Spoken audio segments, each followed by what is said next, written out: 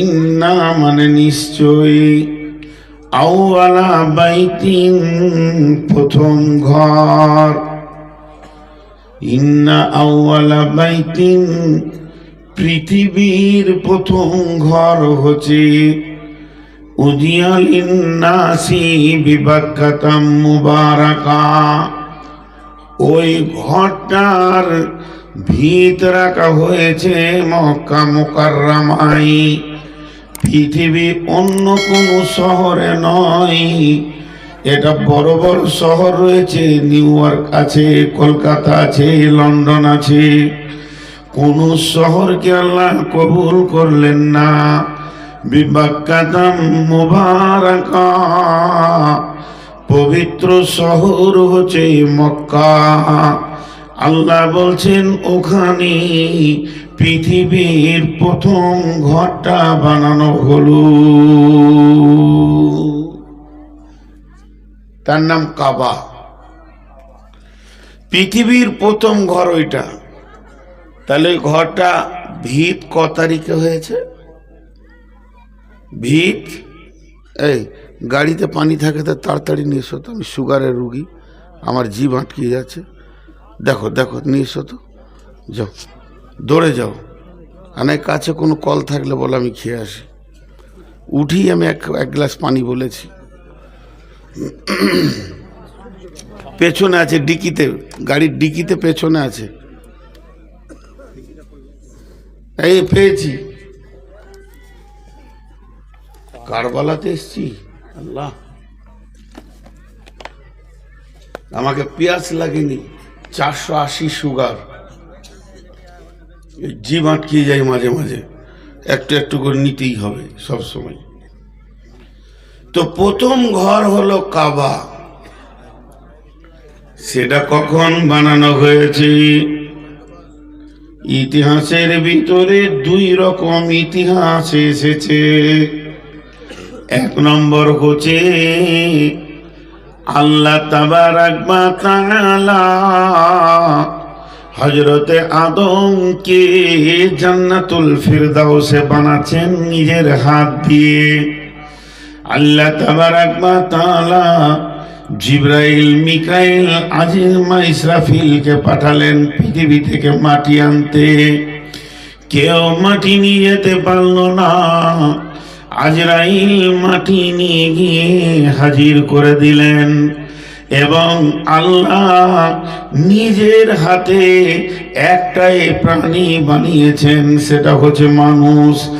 এই প্রাণীটা যখনই বানানো হয়ে গেল, যখন আদমের জন্ম হলো, যেদিন আদমকে আল্লাহ বানালেন, সৃষ্টি করলেন, যেদিন আদমের সৃষ্টি হয়েছে, আর ওই একই দিনে আল্লাহ তার রহমতের ফেরেশতাকে বলল, তোমরা মক্কায় চলে যাও।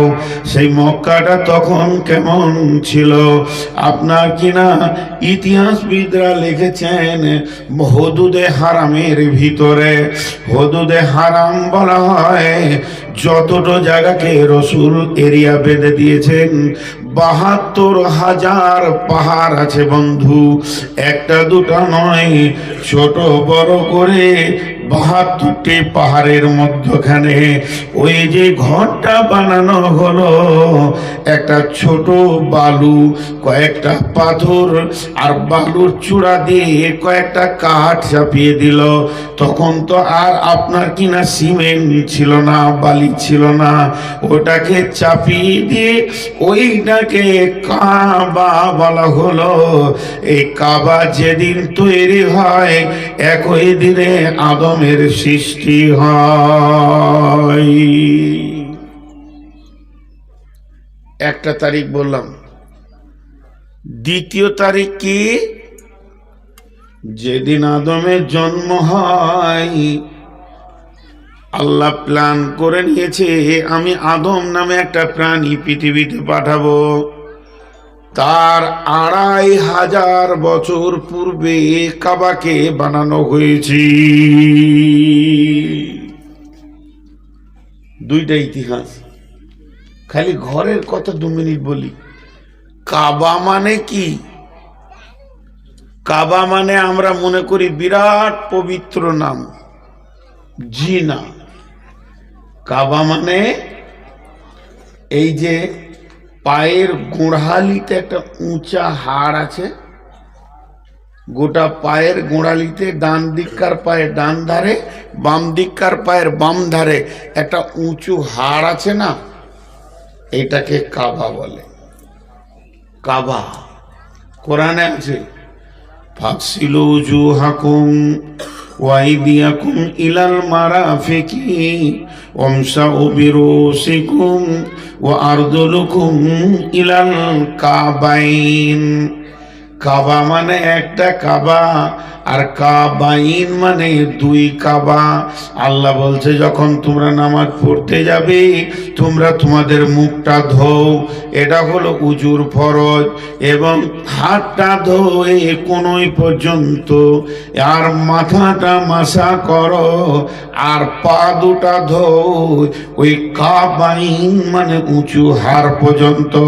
তো ওখানে যতগুলি পাহাড় ছিল সমস্ত পাহাড়কে চারিদিকে দিয়ে মধ্যখানে একটা খাল জায়গা, তার মানে অল্প হালকা বৃষ্টি হলে বালির কাবা ভেঙে যেত, আবার তাকে বানানো হতো ওই বালু দিয়ে পাথর দিয়ে উঁচা করে কাঠ দিয়ে ছোট্ট মতো একটা ঘর, এটার নাম হচ্ছে কাবা। তো ওই জায়গাটা গোড়ালির মতো উঁচু হয়েছিল, এই জন্য ওর নাম রাখা হয়েছে কাবা।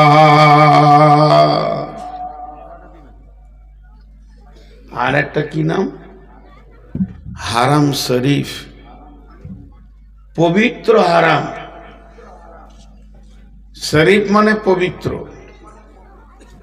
হারাম আবার পবিত্র হয়? বলে হ্যাঁ, হারাম পবিত্র হয়, হারাম শরীফ। তাহলে কাবা তখন বানানো হলো। কাবার ইতিহাসে আর বেশি কথা বলছি না, এই কাবা অনেকবার এক্সটেনশন করা হয়েছে, ভেঙেছে গেছে, ভেঙেছে গেছে, ভেঙেছে গেছে।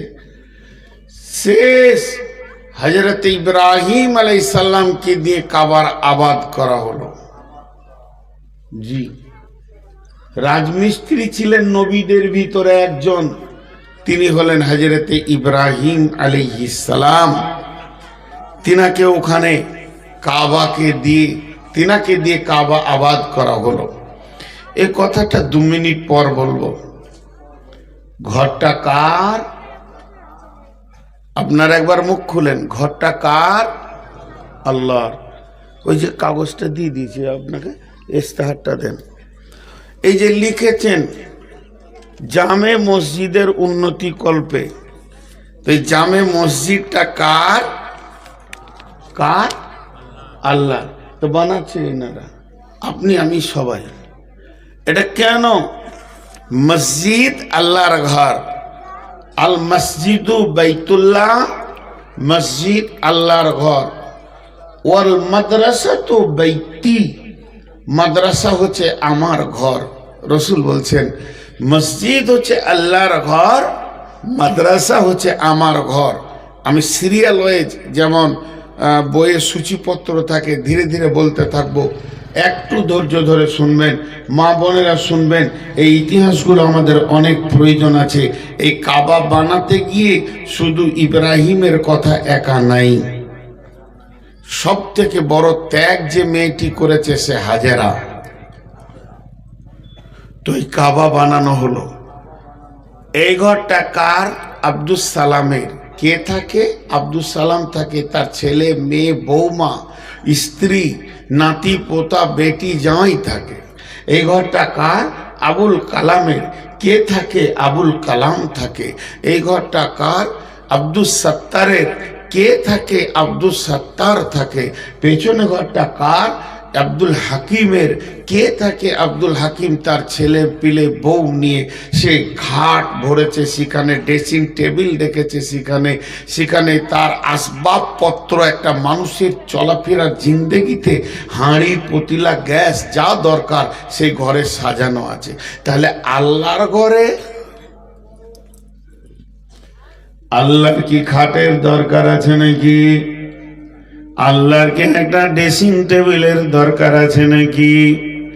আল্লাহর কি গদির দরকার আছে, লেপ কম্বলের দরকার আছে? জি ভাই না। আল্লাহর তো ঘরেরই দরকার নাই। আর রহমান আরশুস্তাওয়া, আমার রহমান যিনি সারা বিশ্বটাকে যিনি পরিচালনা করছেন, তার পরিচালনার গদিটা কত বড় আপনার কিনা পৃথিবী, সমস্ত সৌরজগৎ এবং ভূত জগৎ সবগুলোকে মিলিয়ে যা হবে, আল্লাহ সিংহাসন তার থেকে বড়, তিনি সদা সমাসীন রয়েছেন। অতএব রবের কোনো ঘরের দরকার নাই। তাহলে পৃথিবীতে আল্লাহ কাবাকে বানালেন কেন? যদি আল্লাহকে প্রশ্ন করা হয়, এ আল্লাহ আপনি এটা বানালেন কেন, তো আল্লাহ উত্তরে বলছেন উজিয়ালিন্নাস, এর ভিতটা রেখেছি আমি মানুষের জন্য।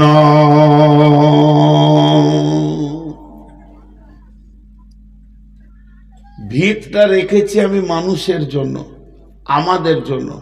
তো চলেন, আপনার গ্রামে যে জামে মসজিদ, ঘরটা আল্লাহর, কিন্তু কাদের জন্য? মানুষের জন্য, মানুষের জন্য। তো চলেন ওখানে গিয়ে বাস করি, ছেলে পিলে নিয়ে হাঁড়ি পতিলা গ্যাস যত যা দরকার আছে মসজিদে ঢুকে যায়। জি না, মানুষের সব থেকে বড় প্রয়োজনটা ওখানে মিটবে। একটা উদাহরণ দিই, আপনারা এই যে বামুনটোলা গ্রাম, এটা কোন পঞ্চায়েত ভাই? শাহবাজপুর, শাহবাজপুর পঞ্চায়েত। তো শাহবাজপুর পঞ্চায়েত কালিয়াচক থানা পড়ছে। তো দেখেন ওইখানটাও কালিয়াচক, ওইখানটাও কালিয়াচক, ওই স্টেজের পেছনটাও কালিয়াচক। তাহলে এইটাই যদি কালিয়াচক হয়, তাহলে কাপড় কিনতে লাগি, দোকান যে নাই, হাই রোডটাও যে নাই। জি, এটা বিশাল কালিয়াচকের একটা সাম্রাজ্য, কিন্তু এই সাম্রাজ্যে যেটা মেন থানার অফিস, সেটা কি কালিয়াচকের সমান না ছোট? ছোট। ওই রাস্তার ধারে একটা এরিয়াকে ঘেরে দিয়ে থানা বলা হয়েছে। সেই থানাতে বিভিন্ন সেকশন আছে, অফিস আছে, বিভিন্নভাবে লোক বাস করছে। কিন্তু আপনার কাউন্টার একটা, অভিযোগ করার, বড় ভাই মেরেছে, প্রতিবেশী চুরি করেছে, আমাকে হুমকি দিচ্ছে, আমার জানের হুমকি দিচ্ছে, আমার গরুকে জোর করে কেড়ে নিয়েছে, আমার আম গাছটা কেটে নিল। এই অভিযোগগুলো ওই থানার অফিসে কাউন্টারে করবে। যদি ওই অফিসটা না থাকতো, তাহলে অভিযোগের জায়গাটা কোথা হতো? এটাও তো কালিয়াচক। কথাটা বুঝাতে পারলাম ভাই? আপনারা বুঝতে পেরেছেন? একবার হ্যাঁ না বলেন। সুবহানাল্লাহ। এখানকার পুরুষরা এত দুর্বল যে মুখই খুলছে না। একবার হ্যাঁ না বলেন, বুঝতে পেরেছেন? তো আল্লাহ তাবারক ওয়া তাআলা বলছেন, এ বিশাল সাম্রাজ্য আমার, আর আমি হলাম তোদের মালিক রব। আমার কাছে আছে তোদের পূরণ করার সমস্ত জিনিস সব। অতএব যখন তোমার কোনো বিপদ হবে, তুমি চোখের পানিতে কাঁদবে রব্বানা বলে, আল্লাহ তুমি আমাকে উদ্ধার করো, কঠিন রোগে আক্রান্ত হয়ে গেছি। আল্লাহ আমাকে মিথ্যা মামলায় ফাঁসিয়ে দিয়েছে, তুমি ছাড়া আমার কেউ নাই। যদি আমার ঘরটা পৃথিবীর বুকে তোদের জন্য কাবাটা না বানাতাম, তাহলে তোদের আর অভিযোগের জায়গা খুঁজে পাওয়া মুশকিল ছিল। এর জন্যে আল্লাহ কাবার ব্যাপারে বলেছেন, এটা আমার ঘর, কিন্তু বানিয়েছি তোদের জন্যে উজিয়ালিন নাসে। শুধু তাই নয়, ওই ঘরটাকে কেন্দ্র করে সারা পৃথিবীর মসজিদগুলো বানানো হয়েছে। যত ভারতের মসজিদ পশ্চিম দিকে তাদের ভিটা হবে, পশ্চিম দিকে আমরা সাজদা করব। সুদানের লোকেরা পূর্ব দিকে সাজদা করে, মদিনার লোকেরা দক্ষিণ দিকে সাজদা করে, এবং মার আপনার শামের লোকেরা আর নাইজেরিয়ার লোকেরা উত্তর দিকে সাজদা করে।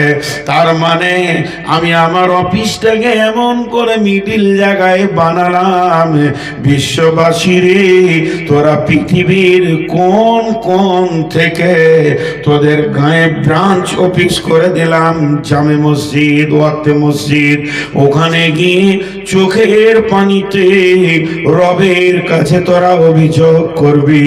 এর জন্যে কাবা আমার, কিন্তু কাজে লাগবে তোদের।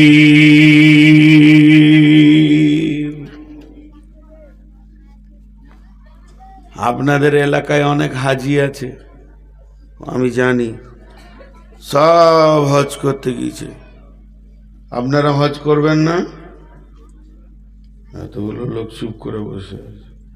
হজ করবেন না? টাকা নাই, টাকা নাই। খালি একজন বলে দেখ রাস্তার ধারে 4 কাটা জায়গা বিক্রি আছে, এক এক কাটা 8 লাখ করে। তোর টাকা দেওয়ার মুখকে চেপে ধরবার কাউকে বলিস না।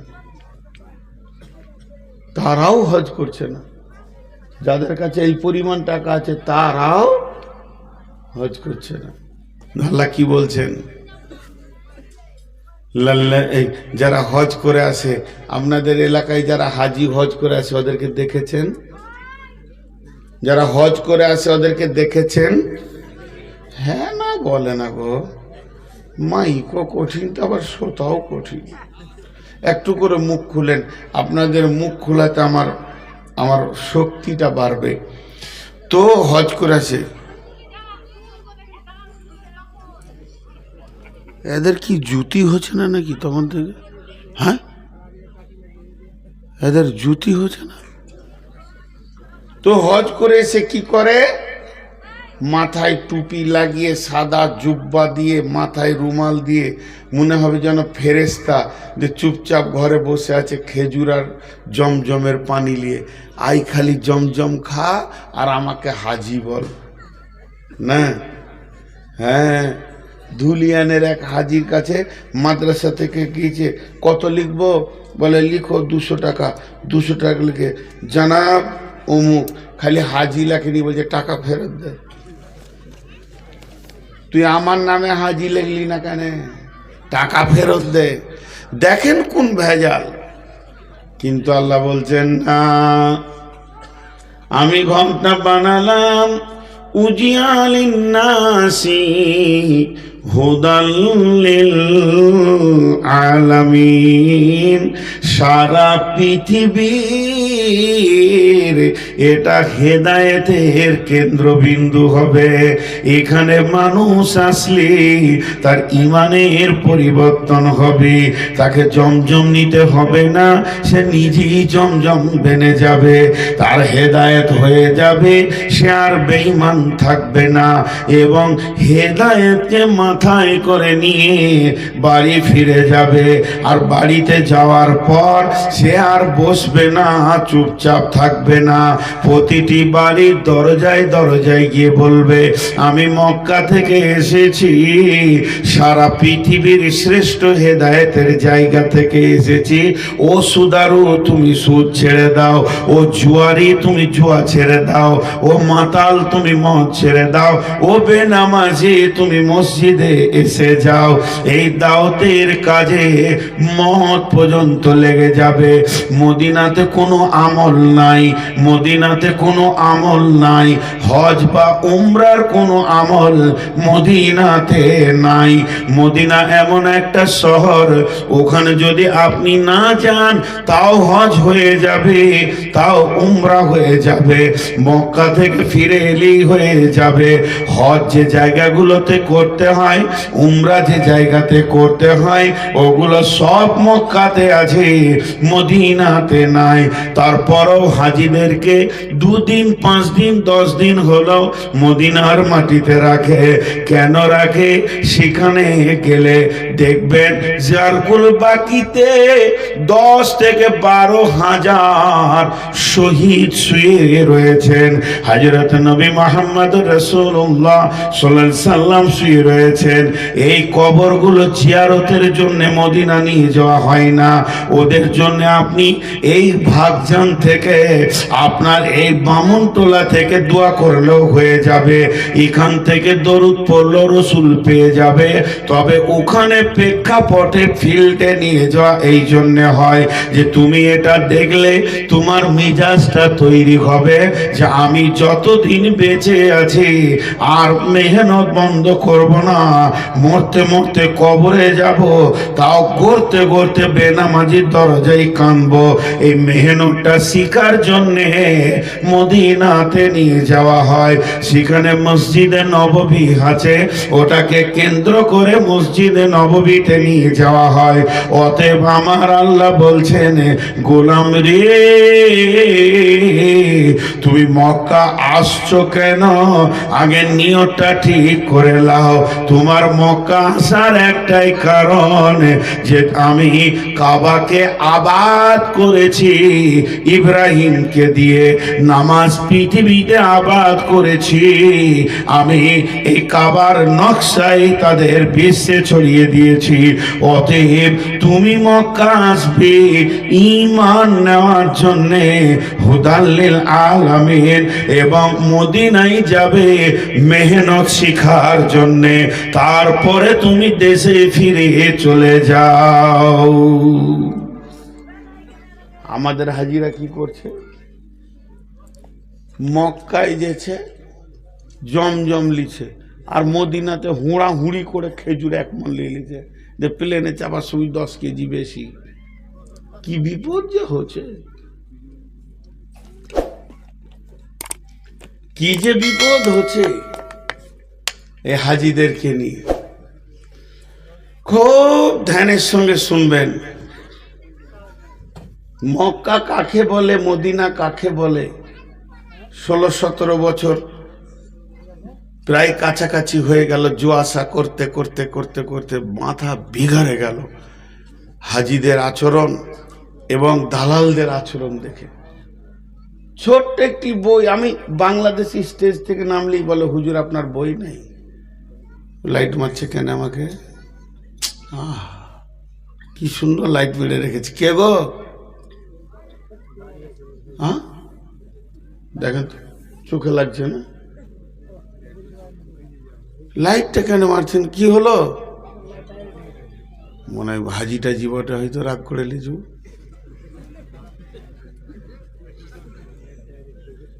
তো আচ্ছা, আপনাদের বিরক্ত লাগছে নাকি? আমি সিরিয়াল দিয়ে মক্কা মদিনাকে বেশি বুঝাবো, এবং আজকের মসজিদটা কেন, কে বানাবে এই মসজিদটা, আল্লাহ বলেছে, কাকে বানাতে বলেছে ওটা বলবো বিশেষ করে। তো বহু জায়গায় আমার বন্ধু বান্ধব যারা আমাকে ভালোবাসে, এমন কি নাম করে বলছি, এই দোমোহনার আতাউর রহমান মাদানী ভাই বলেন, আপনি একটা হাদিস লেখেন তো, একটা কাগজে বিলি করেন, লিখতে শিখেন। এত বলছেন কিন্তু লিখতে পারছেন না কেন? কিন্তু আমি লিখতে পারি না, হয় না, ভাষা খুঁজে পাই না। কষ্ট করে একটা বই লিখেছি, মক্কা মদিনার সফর, মাত্র 20 টাকা দাম। তো এটা আমি অ্যাডভার্টাইজ করছি না, কেন? ওই বইটাতেই আয়াতগুলো সব পেয়ে যাবেন, ওই বইটাতে। চলেন, আমি বইয়ের জন্য বলছি না, মন যাবে নেবেন, না মন যাবে না নেবেন, কিন্তু আমি একটু আগেই যেতে চাইছি। তাহলে 2 জায়গাতে 2টো জিনিস পেলাম, মক্কায় পেলাম হেদায়াত আর মদিনায় পেলাম মেহনত। এবং আল্লাহ কি বলছেন? আল্লাহ রাব্বুল আলামিন বলছেন, ইব্রাহিম, ও ইব্রাহিম, আমার ঘরটা আবাদ করার চিন্তা নিয়েছি তোমাকে নিয়ে, তুমি আগে যাও না, তুমি আগে যাও না। আল্লাহ, ও মা আমার, বোন আমার, বেটি আমার, যতগুলো মহিলা আছেন একবার কানটা করে শোনেন, বেটা ছেলের কাজ বেটা ছেলে করবে, মেয়ে ছেলের কাজ মেয়ে ছেলে করবে।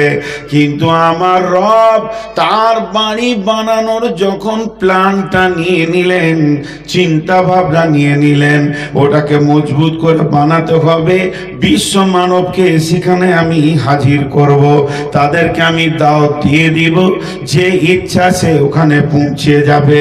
এই রকম যখন আল্লাহ চিন্তাটা নিলেন, তখন আমার আল্লাহ বলেন, ইব্রাহিম তুমি তোমার কোলের সন্তান ইসমাইল আর ইসমাইলের মা হাজেরা আলাইহিস সালামকে আমার ওই বালুর ভাঙা স্তূপ কাবার পাশে রেখে আসু।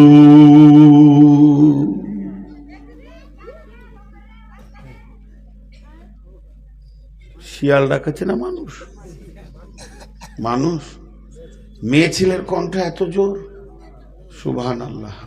আল্লাহ মাফ করুন, কার ঘরে যে বাড়ি হলি বটে, ও ভাইকে যদি পেতাম তো জিলাপি খাইতাম। ও খুব কষ্টতে আছে, এত চিল্লে কথা বলছে, মানে যে ওকে নিয়ে সংসার করছে তার যে কি অবস্থা হচ্ছে, কুসরের রস বের করা করে তার রস বের করছে। আল্লাহ মাফ করুন। তো যাও তুমি ইব্রাহিম হাজেরাকে ওখানে দিয়ে এসো, ধ্যান দেন আমার সঙ্গে কথাতে। হাজেরাটা আবার বড় ফ্যামিলির মেয়ে ছিলেন, পৃথিবীতে মহিলা কোনো নবী নাই, পৃথিবীতে মহিলা কোনো নবী নাই, পৃথিবীতে একটাও নবী মহিলাদের ভিতরে হয়নি, আল্লাহ বানাননি তাদেরকে, আল্লাহ মহিলাদেরকে নবী বানাননি। তবে চারটা মেয়ে এত কৃতিত্ব দেখিয়েছিলেন আল্লাহকে, চারটা মেয়ে এত মজবুত ছিলেন আল্লাহর কাছে, তাদের ইমানের স্তরটা এত তরঙ্গ তুলে দিয়েছিলেন আল্লাহর কাছে, যে আমার আল্লাহ চারটা মেয়েকে নবুয়তি টাইটেল দিয়ে সম্মানী করে দিয়েছেন। সেই চারটা মেয়ে কে? একটা হলো হাওয়া আলাইহিস সালাম, দুইটা হলো আসিয়া আলাইহিস সালাম, তিন নম্বর হলো মারিয়াম আলাইহিস সালাম, আর চার নম্বর হলো হাজেরা আলাইহিস সালাম। স্তন্যপায়ী সন্তান, বিস্কিট খেতে জানে না, রুটি খেতে জানে না, দুধ পান করা কোলের সন্তানকে কোলে নিল, ঘোড়ার পিঠে উঠে গেল। হযরতে ইব্রাহিম ওই মিশরের মাটি ছেড়ে দিয়ে কাবার দিকে আগাতে শুরু করলেন। আল্লাহ নিশানা দিয়ে দিলেন, বিবাক্কাতাম মুবারাকা, তুমি মক্কা মুকাররমায় চলে যাও। সেটা তখন জনহীন প্রান্তর, একটা পাখি নাই, একটা আপনার ছোট কীট পতঙ্গ নাই, চারিদিকে ধুধু ধুধু ধুধু মরুভূমি আর বড় বড় পাহাড় উঠছে নামছে উঠছে নামছে। সেই হাজার পাহাড়ের ভিতরে সামান্য একটা জায়গা, আপনাদের এই জালসার জায়গাটা সমান কি এর ডবল হবে, কি এর থেকে আর একটু হবে, তার বেশি হবে না। ইব্রাহিমের জামানায় এখন পাহাড়গুলোকে ভেঙে বেশ বড় জায়গা করে নিয়েছে। ওই রকম জায়গাতে চারিদিকে একটা তিন দানা সবুজ ঘাসের দুটা পাতা নাই, রুষ্ট পাহাড় রু রু রু রু করছে, আর মরুভূমির বালুগুলো মরিচিকা ভাসছে। ওই জায়গাতে সন্তানকে আর প্রেমিকা বিবিকে রেখে আসতে হচ্ছে। হুকুম কার? না আল্লাহ। মা বোন, বিবেকের দরজাটা একবার খুলবো না যে আল্লাহ মহিলাকে দিয়ে এই ঘরের কাজ নিচ্ছে কেন? বিবেকের দরজাটাকে একবার খুলবে না? চাপাই থাকবে প্রেসার কুকারের মতো। খুললে আমার মনে হয় হেদায়েতের অনেক কিছু রাস্তা খুঁজে পাওয়া যাবে। সেখানে নিয়ে গিয়ে পৌঁছিয়ে দিল। আল্লাহ বলছে রেখে চলে আসবি। ইতিহাসবিদরা বলছে 2-3 দিনের শুকনো খাবার, ভিজে খাবার তো টিকবে না, শুকনো ঝাউ রুটি হোক ভাজা ভুজি হোক, 2-3 দিনের খাবার, একটু পানি মশকে বা একটা মাটির হাঁড়িতে ভাঁড়ে, এইটুকু নিয়ে ওদেরকে নামিয়ে দিল। ইব্রাহিম চলে আসছে, যেদিকে তাকাবে 20-50 কিলোমিটার লয়, 200-100-200 কিলোমিটার কোনো ঘর বাড়ি না, ফাঁকা আছে বস্তি পাহাড়ের ধারে, হয়তো এরকম বিশ্বাসজনক যে এলাকায় আছি তা নয়। হাজেরা বলছে, ইব্রাহিম বিষয়টা বুঝতে পারলাম না, দুইটি কথা তাফসীরে এসেছে। কেউ বলে ইব্রাহিম আলাইহিস সালাম বলেছিলেন আল্লাহর হুকুম, কোন কোন ঐতিহাসিকবিদ বলছেন ইব্রাহিম এটাও বলতে পারেনি, তার মুখটা থর করে কাঁপছিল, শুধু এতটুকু ইশারা করেছিল আসমানের দিকে। হাজেরা সঙ্গে সঙ্গে বললেন, ও ইব্রাহিম, আমার রব 20 কোটি কোটি মেয়ের ভিতরে আমাকে পছন্দ করে নিয়েছেন তার বান্দি হিসেবে, তবে নিশ্চয়ই তিনি তার ব্যবস্থা করেছেন বলে নিয়েছেন, আপনি নিশ্চিন্তে চলে যান। ইব্রাহিম ঘোড়াতে উঠল, পাহাড়ের প্রাতদেশে উঠছে, একবার তাকাচ্ছে আবার উঠছে, আবার তাকাচ্ছে আবার উঠছে, স্ত্রী পুত্রকে দেখছে আবার উঠছে, উঠতে উঠতে পাহাড়ে চূড়ায় উঠে গেল, এবার ঢালে নামবে, যেই নামতে শুরু করেছে আর একবার দেখে নিল, খানিকটা যেই নেমে গেল আর দেখা যায় না, আড়াল হয়ে গেল। যখনই আড়াল হয়ে গেল, ইব্রাহিমের হাত থেকে লাগামটা ছাড়া গেল, লাগাম পড়ে গেল, হাত দুটি আসমানে উঠে গেল। রব্বানা, মাবুদ রে, যেখানে ওই মা বেটাকে, দুই প্রাণীকে রেখে এলাম, জায়গাটা জনহীন প্রান্তর, কেউ নাই, একটা ছোট্ট শিশু আর একজন মহিলা, সে তো পুরুষ নয়। ও আমার রব, ওই জায়গাটা জনসমুদ্রের জন্য কিয়ামত পর্যন্ত কবুল করে নাও। দ্বিতীয় দোয়া করলেন, হে আমার রব, তাদের কাছে মুষ্টিমে 1-2 দিনের খাবার রেখে এসেছি, তার থেকে বেশি খাবার তো নাই। ও আমার মাবুদ, পৃথিবীর বিশ্বের সারা দামি খাবারগুলো তাদের কাছে পৌঁছে দাও। 3 নম্বর দোয়া করলেন, হে আমার রব, আমার বংশের বাতি একটা ইসমাইল, ইসমাইল মারা গেলে আমার ইব্রাহিমের পরিচয় পৃথিবীতে থাকবে না, অতএব আমার ইসমাইলের পরিচয়টা পৃথিবীর বুকে রেখে দেন। 3খানাই দোয়া কবুল হয়ে গেছে, 3খানা দোয়া কবুল হয়ে গেছে। কেউ ছিল না আজকে সেখানে, সব সময় লোক আছে না নাই, বলেন আছে না নাই? হ্যাঁ, সব সময়। হজের সময় রাত 1:30টায় গিয়েছি, আর হাজিরা আসওয়াদের চুমো দেবো, ফাঁকা পাবো, এখন সব হাজিরা ঘুমিয়ে গিয়েছে। রাত যখন 1:30টা, তখন হাজিরা আসওয়াদে পাথরে চুম দিতে গেছি হজের সময়, তো দেখছি দিনের থেকে ডেরা ভিড়। তো একটা পুলিশকে শুধেছি, এত ভিড় কেন? তো বলছি তুমি এলে কেন? ফের আমাকে বলছি তুমি এলে কেন? বলে পাথরে চুমা দিতে, ওই ধান্দাতে সবাই আছে। যত রাত তত ভিড়, সমান ভিড় লেগে আছে। আল্লাহ কবুল করে নিয়েছে। প্রথম দোয়া কবুল হয়ে গেল, জনহীন জনসমুদ্র হয়ে গেল কিয়ামত পর্যন্ত। দ্বিতীয় দোয়া, পৃথিবীর যত দামি খাবার মক্কাতে পাবেন, ওর থেকে দামি খাবার আর পৃথিবীর কোথাও পাবেন না। চ্যালেঞ্জ, আপনার এই গাছটাতে যদি আশ্চর্য একটা আম তৈরি হয়, ওটা আগে মক্কায় পৌঁছাবে, এটা আল্লাহর ফায়সালা। ইব্রাহিম দোয়া করে গেছে, দামি দামি ফল। এখানে আপেল কি খাবেন? এখানে আপেল খেতে গেলে সাবধান না হলেও চলবে, আর ওখানে আপেল খেতে গেলে সাবধান হতো, চাপ মেরে দেবেন তো গড় গড় করে দাড়ি ভিজে নিচে পড়বে, সেই মালটা ওখানে পৌঁছে যায়। আচ্ছা, আমার এই টেবিলে আপেল আছে, আঙ্গুর আছে, বিরিয়ানি আছে, মাছ মাংস আছে, মুরগির মাংস আছে, খাসির মাংস আছে। আপনারা এতগুলো লোক দেখছেন, কেউ চাবেন? দেন, চাবেন? লোভ তো আছে মানুষের, একটা থাকবেই, লালসা লাগবে, কিন্তু চাইতে পারবেন মুখ ফুটে? আরে কথা বলে না। আমার গাড়িতে আপেল আছে, চাইতে পারবেন মানুষ একটা দেন? কিন্তু যদি বলি গাড়িতে এক বোতল জমজম আছে, সবাই পেছনে লাইন লাগাবে, কেউ লজ্জা করবে না, করবে? মানুষ একটা দেন না, স্যার একটা দেন, স্যার একটা দেন। ভাত মুড়ি চাইবে না। কি লোভনীয় খাবার মক্কার মধ্যে আল্লাহ রেখেছেন, সারা বিশ্ব ভিখারির মতো চাই, চাই না? যদি বলে দিই যে এই বোতলের পানিটা জমজম, তা ওইখান থেকে একজন বলবে আর খেন না, বাকিটা রাখেন, আমি কলের পানি এনে দিচ্ছি। হ্যাঁ, তো লোভনীয় খাবার।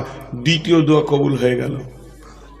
নাম্বার 3, ইসমাইলের নামটা আল্লাহ তুমি রেখে দাও।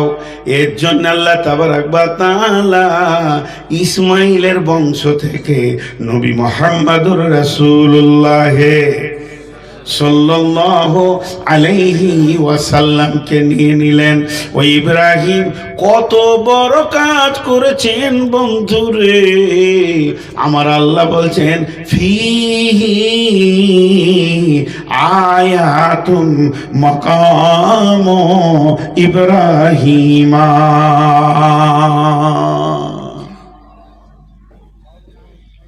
জি, ফি আয়াতুম মাকাম ইব্রাহিমা।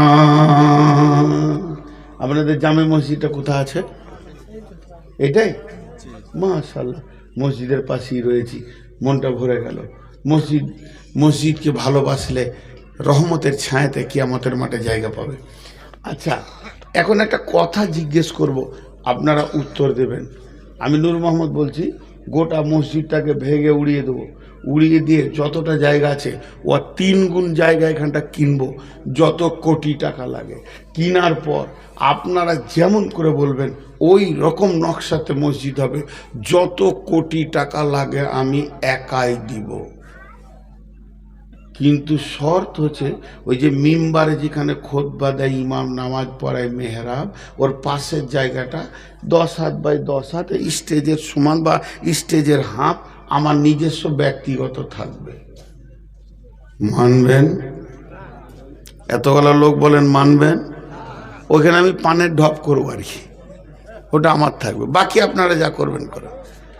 পৃথিবীর কোনো মুসলমান মেনে নেবে না যে আল্লাহর ঘরের মুসল্লার মাঝে কোনো ব্যক্তিগত কারো জায়গা থাকবে।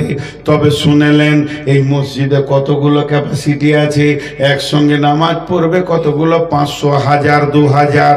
আমাদের যত বড় বড় সুজাপুরে মসজিদ আছে 1000, 1500, 2000, কিন্তু মদিনার মসজিদে 30 লাখ পর্যন্ত নামাজ পড়তে পারবে।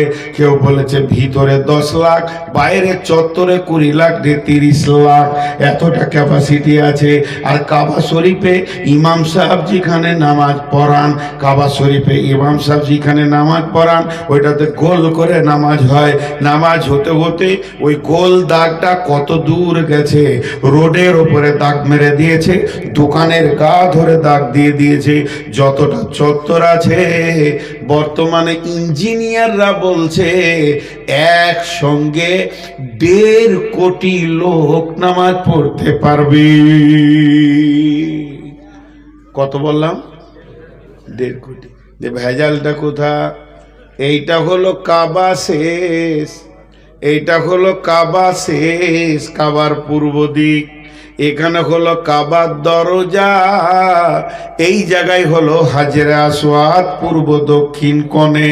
আর যখনই হাজরে আসওয়াদ আর কাবার দরজা এই পাশের জায়গাটা, যতটা কাবা অতটা জায়গা, ওই জায়গাটার নাম হচ্ছে মাকাম ইব্রাহিম। ওটা ইব্রাহিমের ব্যক্তিগত জায়গা। কে দিয়েছেন, কে দিয়েছেন, কে দিয়েছেন? মসজিদের ভিতরে জায়গাটাকে দিয়েছেন আল্লাহ, দিয়েছেন আল্লাহ, দিয়েছেন আল্লাহ, দিয়েছেন। রেস্টি কোথা হয়েছে, ওই রেস্টিটা কি কাটা যাবে না? বলে না, ওই রেস্টিটা কাটা যাবে না। এই জন্য যেটার ব্যাপারে কোরআনের আয়াত নাজিল আছে, ওয়াত্তাখাযু মিন মাকাম ইব্রাহিম মুসাল্লা। পৃথিবীর কেউ কাটতে পারবে না। তাহলে মসজিদের ভিতরে একটা লোক ব্যক্তিগত জায়গা পেল।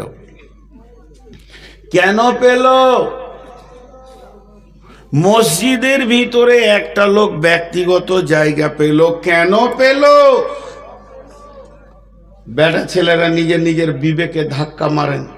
যদি বিবেক না খুলে তো নিজের হাতে করে কিল নিজের মাথায় মারেন যে ওখানে ও ব্যক্তিগত জায়গা কেন পেল। অথচ কোরআনে কোটেশন মেরে দিয়েছে, পৃথিবীর কোনো হাকিমের ক্ষমতা নাই যে ওই দাগ নম্বরটা চেঞ্জ করে আর কারোর নামে করে দিয়ে। আল্লাহ মেরে দিয়েছে কোটেশন ওটা ইব্রাহিমের। একটা উদাহরণ শুনেন। আমার পকেটে একটা দামি মোবাইল আছে, কেউ যদি সরাসরি পকেটে হাত ভরে দেয়, ও কি ওটা আসতে বলবেন? জোরে বলেন কি? চোর। চোর ভালো মানুষ? কে বললে খারাপ? কতজনে চিল্লাই চোর হতে পারি, বংশ ভালো। চোরের মায়ের গলা বড়। তো চোর কত নোংরা জিনিস, কিন্তু একটা জিনিস চুরি করলে ওকে চোর বলা হয় না। যত চুরি করবেন তত আপনার সমাজে ভালো নাম হবে।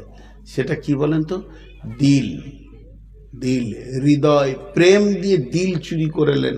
আপনি আমাকে এত ভালোবাসছেন, আমার দিলটা আপনি কেড়ে নিয়েছেন। তো প্রেমিক যদি কেউ হতে পারে তাকে চোর বলা, দিল চুরি করলে তাকে কি বলা হয়? প্রেমিক। দিল চুরি করলে কি বলা হয়? প্রেমিক বা প্রেমিকা।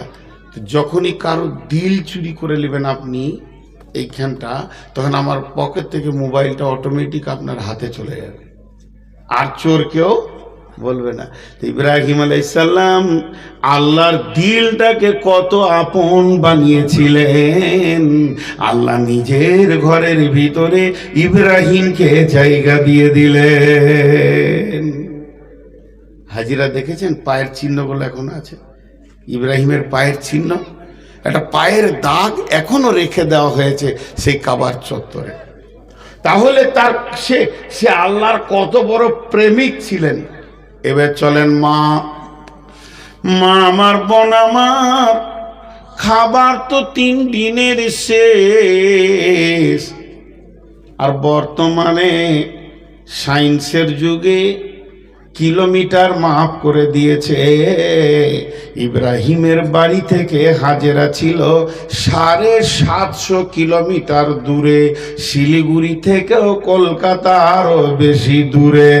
এত দূরে গিয়ে রেখে এসেছে, খাবার তো শেষ হয়ে গেছে। মহিলার পানি খাস, খাবার শেষ, আস্তে আস্তে শরীর শুকাচ্ছে।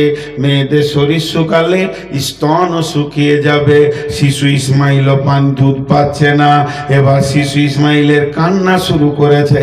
কিন্তু হাজেরা কত দৃঢ়, হাজেরা কত আপনার কিনা দীর্ঘ সম্বলিত মেয়ে ছিলেন, কত অটল মেয়ে ছিলেন, ইমানের কত আপার লেভেলের পৌঁছেছিলেন। উনি নিয়ত করেছেন, ওই কাবার মালিক আমাকে ডেকে নিয়েছে, মরবো তো ওরই কাছে মরবো, বাঁচবো তো ওই বাঁচাবে। এবার খোদার যন্ত্রণা সহ্য হচ্ছে না। 2টা পাহাড়, একটার নাম হলো সাফা আর একটার নাম হলো মারওয়া। হযরতে হাজেরা আলাইহিস সালাম একটা পাথরের ছায়াতে ইসমাইলকে শুইয়ে দিলেন। শিশু ইসমাইল কাঁদছে, পা ঠুকছে। ছোট বাচ্চা কাঁদলে পা গুলো এরকম ঠুকবে, পা ঠুকছে, কাঁদছে। হাজেরা প্রথমে গিয়ে সাফাতে উঠলেন।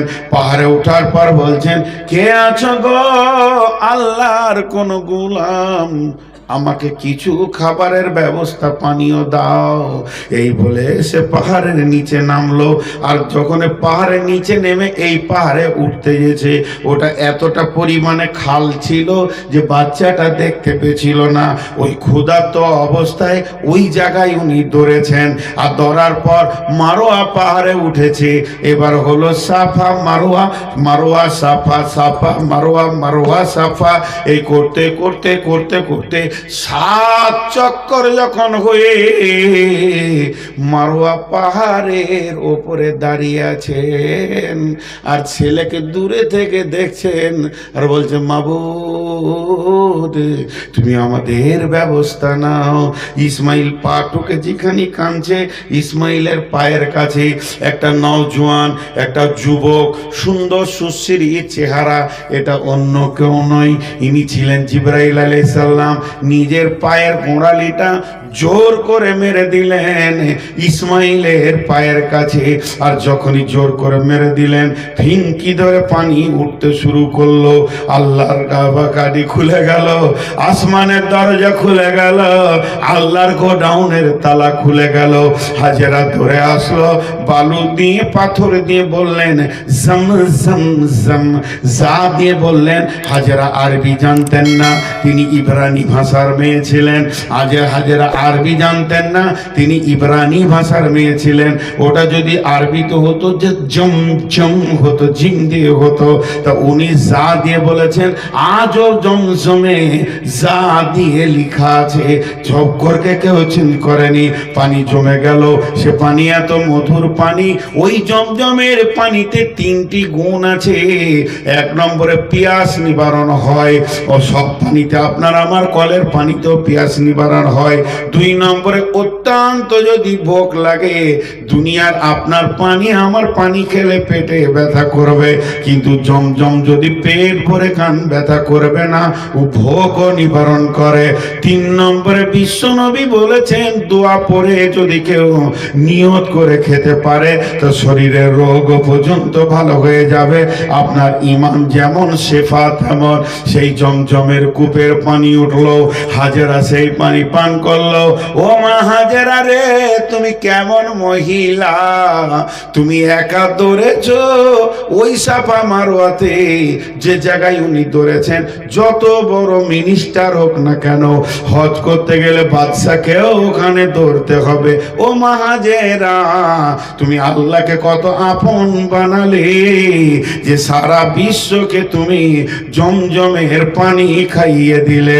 আল্লাহ তাবারাক ওয়া তাআলা বলছেন, এটা হলো আমার ঘরের ইতিহাস, এর নাম হলো মক্কা মুকাররমা। এগুলো আমি বানিয়েছি কেন? তাই তোদেরকে ডাকছি, আয় আয় আয় তোরা হিজ্জুল বাইতি অনিস্তাতা ইলাইহি সাবিলা ওয়ালিল্লাহি আলান নাসে। আল্লাহর তরফ থেকে প্রত্যেকটি মানুষকে দাওয়াত দেওয়া আছে। কে বলেছে আপনাকে দেয়নি, আমাকে দেয়নি? আল্লাহর তরফ থেকে প্রত্যেকটি মানুষের দাওয়াত দেওয়া আছে। হিজ্জুল বাইতি, এসো আমার ঘরে এসো, মানিস্তাতা ইলাইহি সাবিলা। যদি রাস্তাটা শেষ করার ক্ষমতা তোর হয়, তুই পৌঁছিয়ে যা। এরই নাম হলো পৃথিবীর প্রথম ঘর কাবা। আপনাদের বিরক্ত লাগছে নাকি ভাই? ওই 1টা 2টা করে উঠছে, আসলে ওরা খুব অ্যাকুরেটি। হ্যাঁ, আপনাদের কদিন জালসা? সুবহানাল্লাহ, একদিনে ক্লান্ত হয়ে গেছে কত লোক, আপনারা 2 দিন আল্লাহ তৌফিক দিয়েছে। আজকে কত তারিখ? একজনের ট্রেনে শুয়েছিল, আর এক হকার এসে বলছে পুরি তরকারি, পুরি তরকারি, পুরি তরকারি। পেট ভরে 4 ডজন খেয়েছে। খানিক পর হকার এসে বলছে পয়সা। বলে কিসের পয়সা? আপনিই তো বললেন সরকারি পুরি। ওকে বলেছে তরকারি পুরি, ও শুনেছে সরকারি পুরি। আসলে ঘুমিয়েছিল। কি গোলমাল শুনছে ভাই। হ্যাঁ, দেখছে ট্রেনে চেপেছি, আজকে 27 তারিখ বলছে, সাদে লোক উঠছে। 28 তারিখ ঢুকে গেল আর হুঁশি নাই, তাহলে জালসা কি শোনা শুনবে? সব উল্টো শুনবে। আর 27 আছে, এতক্ষণে বলছে যে 1 মিনিট হয়ে গেল। 2 দিন জালসা করাইছেন আপনারা একটা বক্তাকে, 27, 28, এত বড় জালসা, আল্লাহ আকবার, 2 দিনে শেষ করছে। তো এ হলো সেই ঘর। আল্লাহ এবার কি বলছে দেখেন, মদিনা আর যাব না, মক্কাতে অনেক কথা আরো আছে, সেগুলো সব বাদ দিয়ে দিলাম। এখন মসজিদ সম্পর্কে কটা কথা বলি, কারণ মক্কাটাকেই যদি তিলে তিলে বলতে শুরু করি, ভাববেন যে বইয়ের অ্যাডভার্টাইজ করছে, মাপ চাইছি আপনারা ক্ষমা করবেন। মক্কার মদিনা, যদিও বইটা ছোট 20 টাকা, দেখবেন পরে মক্কা কাকে বলে, মদিনা কাকে বলে। তো মক্কা মদিনার হৃদয়ে, তার কারণ হচ্ছে গোটা কোরআনটাই 2টি শহরে আল্লাহ তাবারাক ওয়া তাআলা বানিয়েছেন। এখন আমি যে বিষয়টা আপনাদের সামনে তুলে ধরছি, ওই নকশাতে আমরা মসজিদগুলোকে বানাচ্ছি। মসজিদগুলোকে রুহুল মানি নামে একটা কিতাবে একটা তফসির আছে, আপনাদেরকে শোনাবো মসজিদের ব্যাপারে কি বলেছে। কিন্তু মসজিদ এই যুবক কমিটি এত কষ্ট করে আদায় করে, কালেকশন করে, জালসা করে, কালেকশন করে, এই ঘুরে লোকের ঘরে দরজায় দরজায় ঘুরে, এদের মধ্যে কেউ শিক্ষিত, কেউ বিএ পাস, কেউ ব্যবসায়ী, কেউ মাস্টার, কেউ ডাক্তার, তারপরও দরজায় দরজায় ঘুরে মসজিদ বানাচ্ছে। কেন? কেন? চলেন আয়াত বলি। বিসমিল্লাহির রহমানির রহিম।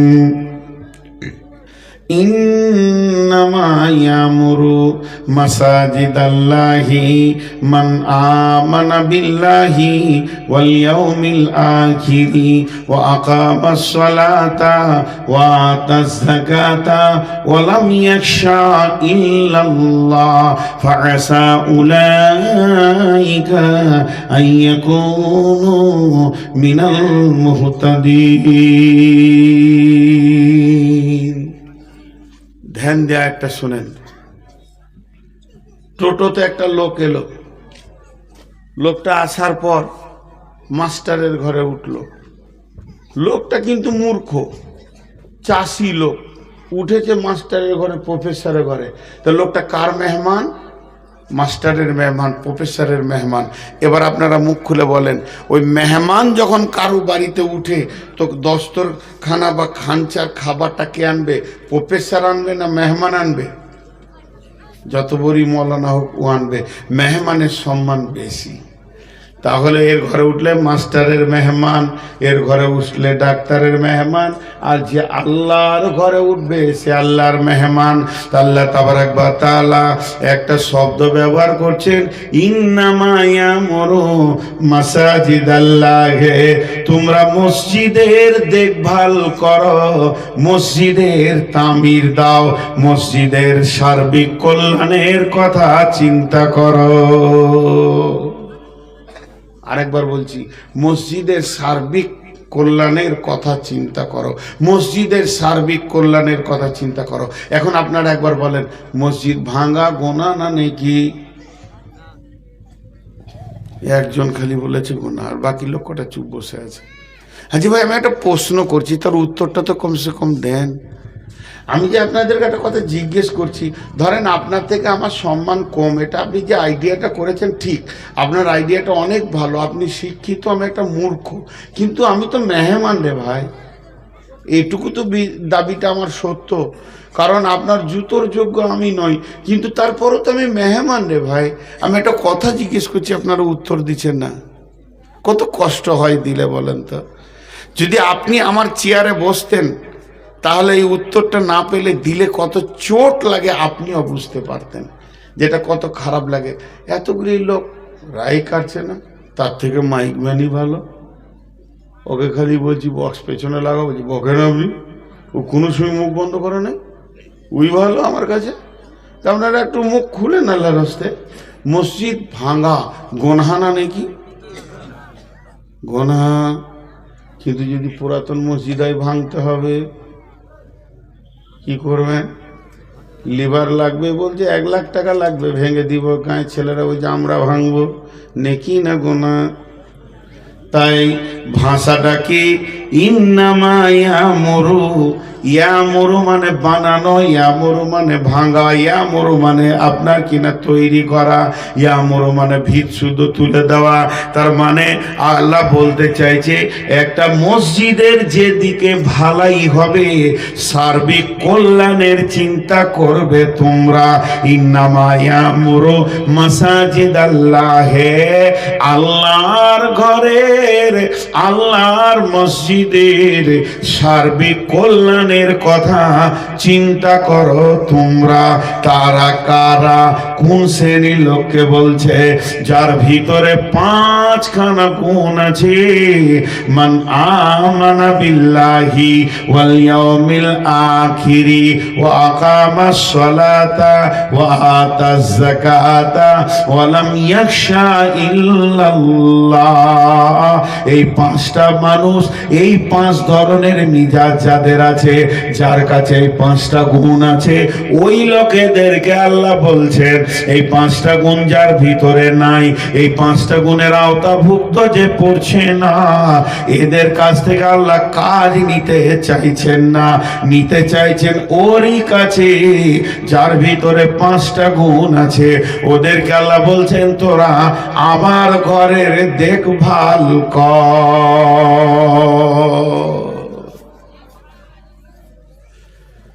আমার ঘরের দেখভাল কর। এই 5 গুণের মানুষকে আল্লাহ বলছেন। জি, এবার 1-2 করে উঠছে। কমিটিকে মাঝে একটা ছোট্ট কথা বলিনি, এখানে 61তে আমার মনে হয় প্রোগ্রাম আছে না, 3 তারিখে। এই যে 1-2 করে উঠছে, এখন যদি আপনাকে এই চেয়ারে বসানো হয়, কলিজাটা ফেটে যাবে, কথা বলতে ভালো লাগবে না। অতএব হাত পাগুলো ধরে বলছি, জালসা 12টায় শেষ করার চিন্তা ভাবনাগুলো নেন। প্রয়োজন আপনাদের পাগুলো জড়িয়ে ধরছি, 12টায় জালসা শেষ করার চিন্তা ভাবনা নেন। যে লোকগুলো উঠে যাচ্ছে এরা অন্যায় করেনি, এরা ঠিক করছে। কিন্তু কোনো কমিটিকে বুঝিয়ে পারলাম না, 2-4 কোনো কমিটিকে বুঝিয়ে পারলাম না। আবার যখন ও জালসা শুনতে যেছে তখন আবার খুব ব্রেন দিয়ে কথা বলছে। হ্যাঁ আমার সাহেব, 12টা লোক থাকবে না, আপনাকে 9টায় দেওয়া উচিত ছিল, 11টায় শেষ হলে ভালো হতো। আবার ও যখন কমিটি গিয়েছে, হ্যাঁ ভাই আমার টাইমটা কটা বলছে, 11:30 থেকে 12টাও হতে পারে, 2টো পর্যন্ত চলবে।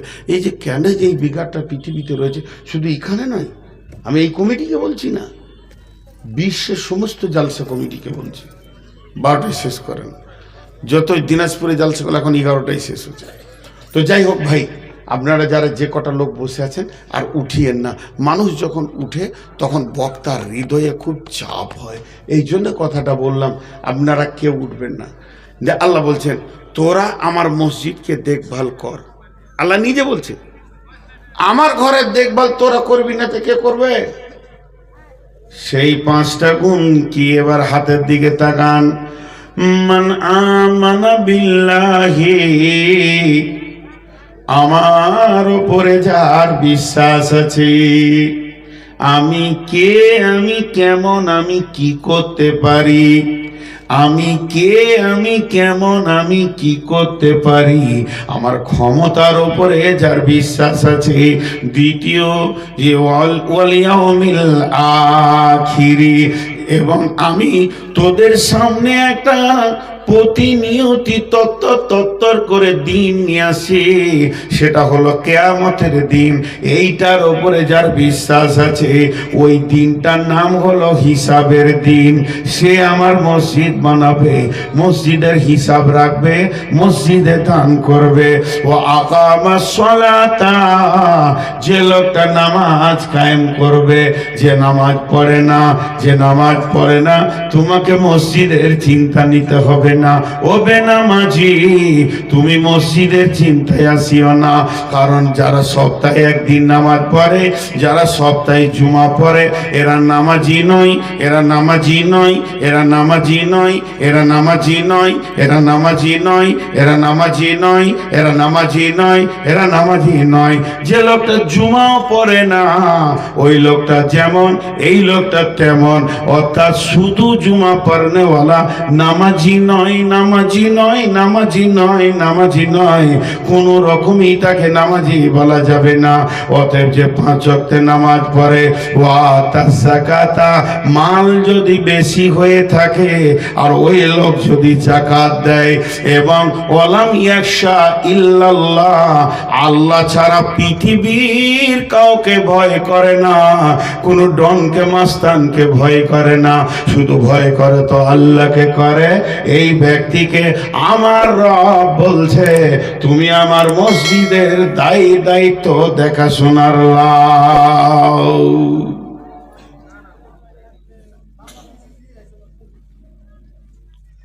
কটা কথা বললাম? 5টা। কটা কথা বললাম? 5টা। একটু একটু করে ব্যাখ্যা করব। প্রথমে আল্লাহর উপরে ঈমান আনতে হবে। এটা একটা টাকা, যে দান দিচ্ছে, এই যে টাকাগুলো যে দিচ্ছে, ও যদি আল্লাহর উপরে ঈমান না থাকে তো দিত না। পৃথিবীতে একটা জাতি আছে, সেই জাতিটার নাম হচ্ছে মুসলিম। এরা কোটি কোটি কোটি কোটি ডলার দিয়ে বিরাট পৃথিবীর বুকে লাখো মাদ্রাসা চালাচ্ছে আর মসজিদ বানাচ্ছে। পৃথিবীর অন্য জাতি পারে না, এটা জেনে নেন। এতটা পারবে না, এতগুলো স্কুল চালাতে পারবে না। দেখেন, এই জাতির এত ক্ষমতা আছে, কিন্তু আমার আল্লাহ বলছেন আমার ঘর বানাবে তো তুমি ইমানদার হও। যটা লোক এখানে টাকা দিয়েছেন, তাতে 1 টাকা হোক আর 100 টাকা হোক আর 1 লাখ টাকা হোক, ওর ভিতরে চাপা একটা নিয়ত লুকানো আছে। সেটা ঠিক না ভুল আপনারা একবার বলবেন জোরে, আমি এর বদলাটা আখেরাতে নেব, আমি এর বদলাটা আখেরাতে নিব। আছে না নাই? আর কথা বলেন না আপনারা? আছে। তাহলে এই চাপা 1 টাকাও যে দিচ্ছে সে আমি আল্লাহর কাছে নিব, 100 টাকাও যে দিচ্ছে সেও বলছে আমি আল্লাহর কাছে নিব, আর 1 লাখ টাকা যে দিচ্ছে 10-20 হাজার সেও বলছে আল্লাহর কাছে নিব।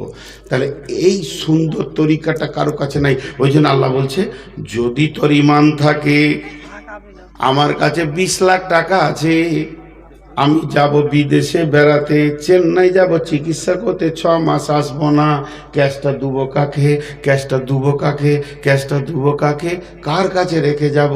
ছেলেদেরকে দিলে ভাগ করে নিবে, বড় কষ্ট করে জগিয়ে রেখেছি।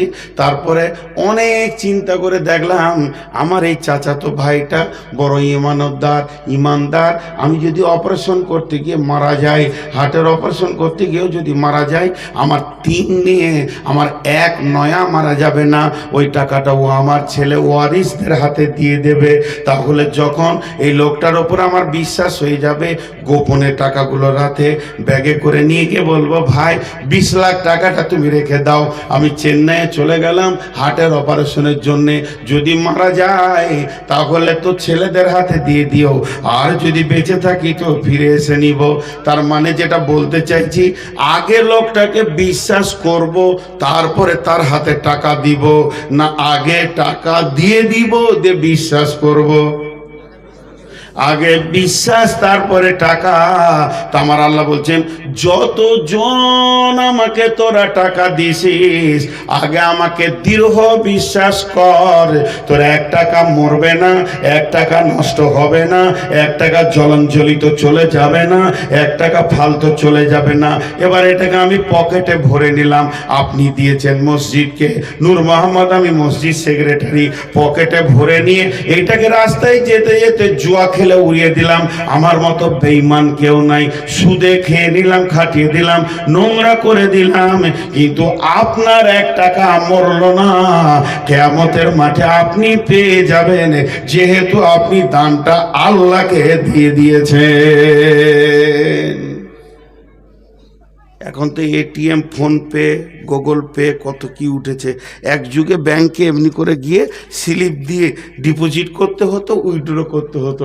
তো আমি সেই যুগের মানুষ, কখন মোবাইলের আগে থেকে, বক্তা মোবাইল আসার আগে থেকে তো আমি ডালকুলাতে দাঁড়িয়ে আছি, পকেটে টাকা আছে, এখন তো আর ফোনপে নাই, কি করব, 10,000 টাকা ব্যাংকে ভরে দিই, এমনি করে ডিপোজিটে লিখে এবারে টাকাটা এমনি করে দাঁড়িয়ে আছি। এবার ক্যাশিয়ার বললো দাও, জানলাতে ভরে দিলাম, খাচ খাচ খাচ করে গুনে নিল, 2টা স্ট্যাম্প মেরে দিল, এমনি করে কম্পিউটারে লোড করে দিল, ফট করে অর্ধেক ছিঁড়েও ও ওখানে রেখে দিল, অর্ধেক আমাকে পকেটে দিয়ে দিল। আমি এমনি করে দেখছি যে অ্যাকাউন্ট নম্বরগুলো সব ঠিক আছে কিনা। আমার পেছনে যে লোকটা দাঁড়িয়েছিল ও হিন্দু লোক, মানে হিন্দু মানে এই জন্য বুঝতে পারছি যে ধুতি পরে আছে, ওই রকম চেহারা। ও আবার দিচ্ছে এমনি করে স্লিপ, ও টাকা নিবে 10,000। তা আমি দেখছি ওটা এমনি করে অ্যাকাউন্টটা দেখে স্ট্যাম্প মেরে দিয়ে অর্ধেক দিল, আমার টাকাটা দিয়ে দিল। যে কত মিজাজ গরম হয়, মিজাজ গরম হওয়ার কি আছে? আমার বইয়ে লোড হয়ে গেছে, ওটা যাকে দিবে দেখগা, টেবিলে টাকা পড়ে গেছে, আপনার আমল নামাতে লোড হয়ে গেছে, মসজিদওয়ালা উড়িয়ে দেখগা। আল্লাহ বলছে তোর আমার উপরে বিশ্বাস আছে কিনা বল। বলে হ্যাঁ আছে। চলে যা, চোখ মুজে ঘর চলে যায়।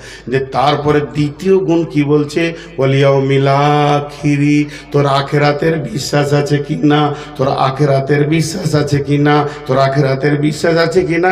হ্যাঁ আল্লাহ আখেরাতের বিশ্বাস আছে। বলেন কি বলছেন? আমি যদি কালেকশন করি মাত্র 5 মিনিট করবো, কিন্তু হ্যাঁ তো 5 মিনিটে শেষ করে দেবো আমি। আর বলবেন না যে আর 1 ঘন্টা চালান। মাঝে কালেকশন আমি জীবনে করব না। আমার বাপকে যদি লাখ টাকা দেন তো করবো না। হ্যাঁ, ওই খানিক আদায় করবো আর খানিক করে বকবো। এই বিষয়টা শেষ করতে দেন। আমি এখন কালেকশন করছি না, টাকার কথা বলছি, কিন্তু আমি তফসির করছি ওই আয়াতটা। আল্লাহ কি বলতে চাইছেন? টাকাটা রাখেন, টাকাটা এখানে থাকলে বা ভাববে মলবি ভরে নেবে। পানি খাই একটু। হ্যাঁ, জিভটা আটকে যেছে ভাই, সুগার অনেক বেশি, খুব তাড়াতাড়ি মরে যাব, দোয়া করেন। ওইটা করেন, ওই নামটা লিখে রাখেন। আর কিছু কমিটি আছে বুঝে না, যে দিয়ে দিয়েছে তো ওটা চুপ থাক, যে কোটা দেয় নেই ওটা কাগেলি, ওটা তো খুলনার ভিতরের মুরগি, যখন তখন ওর অপারেশন হবে নাকি। যে দেয় না এটাকে নিয়ে চিন্তা করে, বুঝে না কমিটি কি বলবে। তো যাই হোক, এবার এখানে তফসিরটা দেখেন। একটা ঘটনা বলি আপনাদের সামনে। ঘটনাটা থেকে আপনার আখেরাত আর দান দুটোই বুঝে আসবে। একটা যুবক এসে আল্লাহ রসুলের কাছে হাজির, যে বলছি ইয়া রাসূলুল্লাহ, আমি আমার ছেলে মেয়ে বউ নিয়ে 2 দিন খেতে পাইনি, খুব ক্ষুধার যাতনায় কোনো কাজও পাইনি, আপনার কাছে এসেছি, যদি বাইতুল মালে কিছু থাকে তো দেন। তো আল্লাহ রসুল বলছে, সোনামানি, বাইতুল মালে একটা খেজুরও নাই, কি দেবো সোনা তোমাকে, তোমার কচিকা খেতে পাইনি ছেলেরা। তেমন একটা কথা বলছি, আমার কথাটা শোনো, আমার জায়ের বাড়ি চলে যাও। মানে ওসমান গানি ধনী মানুষ ছিল, যাও আমার জামাই কিছু দেবে, আমার কথা বলো, কথা তোমার আপনার শ্বশুর পাঠাইলো। চলে গেল টুকটুক করে। সুবহান আল্লাহ, যেখানে বাঘের ভয় ওইখানেই সন্ধ্যা হয়। ওই ঘরের দরজায় ধাক্কা দিবে, হাত তুলেছে, আর ভিতরে চলছে হুঙ্কার। কিসের হুঙ্কার চলছে? যে হযরতে ওসমান রসুলের জামাই রসুলের বেটিকে বকছে। কি বকছে? ওই তোর হুঁশ নাই, জ্ঞান নাই, মোটা বুদ্ধি মেয়ে, অচল মেয়ে, 2টো চেরাক জ্বালিয়ে দিলি, 2খানা চেরাক কেন তুমি জ্বাললে? একটা চেরাক জ্বাললেই তো যথেষ্ট হয়ে যায়, 2টা প্রদীপ জ্বালে দিয়েছো, 2টা প্রদীপ জ্বালার কি প্রয়োজন আছে? একটা প্রদীপই যথেষ্ট, 2টা প্রদীপকে জ্বালে দিয়ে ফজুল খরচা করছে। হাজি, সেই যুগে কারেন্টের বিল ছিল না, মাটির পাত্রে চর্বি দিয়ে পুরাতন কাপড়ের পোলতে করে, যেটা চেরাক বলতেন 20 বছর আগে, এখন প্রদীপ ভালোবাসা, সেই প্রদীপের আলো, 2টো প্রদীপ জ্বেলে দিয়েছে। আবার মেয়েটাকে রসুলের বেটি কুলসুম, উম্মে কুলসুম, জানামেনা ঘরের বেটি লয়। আর এত সে গলা মোটা করে বকছে, গাও গাও করে বকছে, তুই তখন আর ডাকা বাদ দিয়ে সুরসুর করে পালিয়ে এসছে। এই লোক দান করবে? হিসাব মিলছে, অঙ্কতে মিলছে, দান করবে না। নবীজির কাছে যখন এলো, নবীজি বলছে, দেখি তোমার গামছাটা কি দিয়েছে ওসমান। ও মুখটা ছোট করে বলছে, হুজুর মামলা খুব খারাপ। কি খারাপ? আপনার বেটিকে বকছে, দুটো চেরাক জ্বেলেছে তো, আর ও আমাকে দান দেবে। আল্লাহ রসুল একটু ভারী গলা করে বলছে, যাও যাও চাও গা। তাহলে এবার বিপদে পড়েছে। এদিকে রসুলের হুকুম না মানলে ইমান থাকবে না, ওদিকে ওসমানের হুঙ্কার, মধ্যখানে পড়ে গেছে সাঁড়াশিতে। তো দেখছে যে হুঙ্কার দেখ, রসুলের হুকুমটা রাখি। দরজায় গিয়ে ধাক্কা দিয়েছে। হযরত ওসমান বলছেন, কে? ই বলছে, আসসালাম আলাইকুম। বলছে, ওয়ালাইকুম সালাম। যে দরজা খুলেছে, কি ভাই? তখনই ঢোক গিলছে, মানে এখনই তো রেগেছিল।